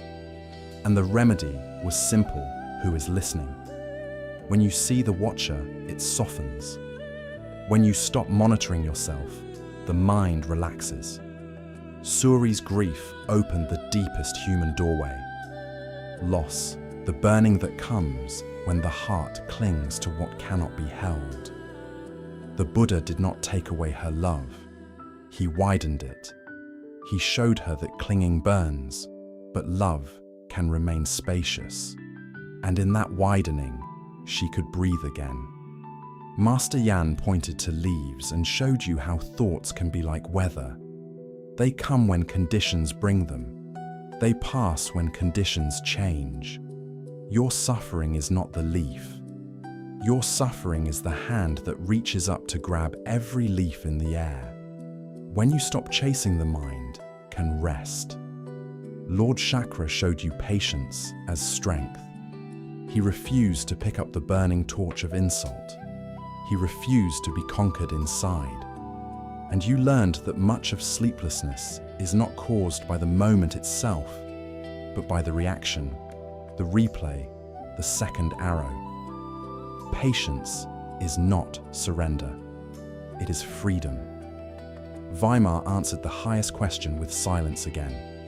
He showed that the mind creates two out of everything, and that division is tension. Non-duality is not a theory. It is the moment you stop insisting the present be different. When the mind stops splitting, it stops fighting. Haru showed you contentment, the quiet wealth of not bargaining with life, not saying I will be at peace when. He showed you the difference between action and craving, between growth and self-hatred. And he reminded you that rest is not something you earn. Rest is something you allow. Daigo the bell ringer showed you one thing done completely. No extra mind, No extra judge. Just one sound, then silence. One breath, then release. One moment fully lived. And in that completeness, the mind has nowhere to scatter. And finally, Joran looked into the stream and saw his own face. He saw that the seeker is the seeking. That peace is not found in the next place, the next thought, the next achievement. It is found when chasing ends, when the water is left alone, when the mind stops trying to smooth itself with its own hands. So, if there is one thread holding all these stories together, it is this: you do not need to force stillness. You only need to stop feeding restlessness. You do not need to win against your mind. You only need to stop fighting it. Right now, let your body be heavy. Let it sink into the surface beneath you. Let your shoulders drop. Let your jaw soften. Let your hands be open. Let your breathing be natural. Not deep on purpose. Not slow on purpose. Just natural. If a thought comes, let it come. Let it be a leaf. Let it be a ripple.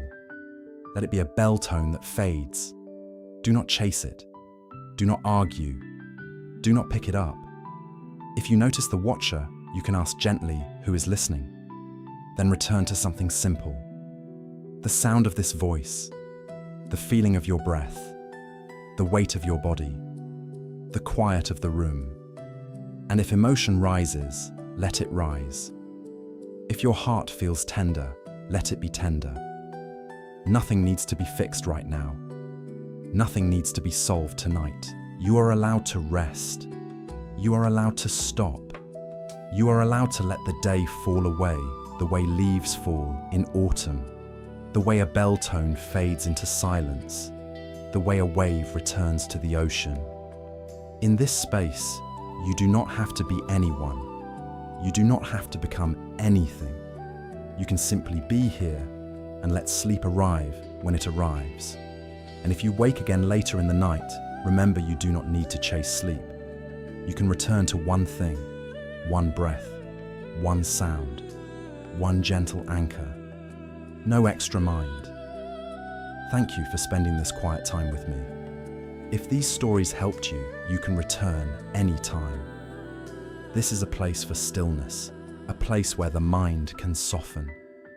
And if you would like to support this work, you can gently remember the name of this channel, The Long Night, and come back whenever you need rest. You are always welcome here. Now let your eyes be heavy. Let your breathing be easy. Let the mind stop reaching. Good night.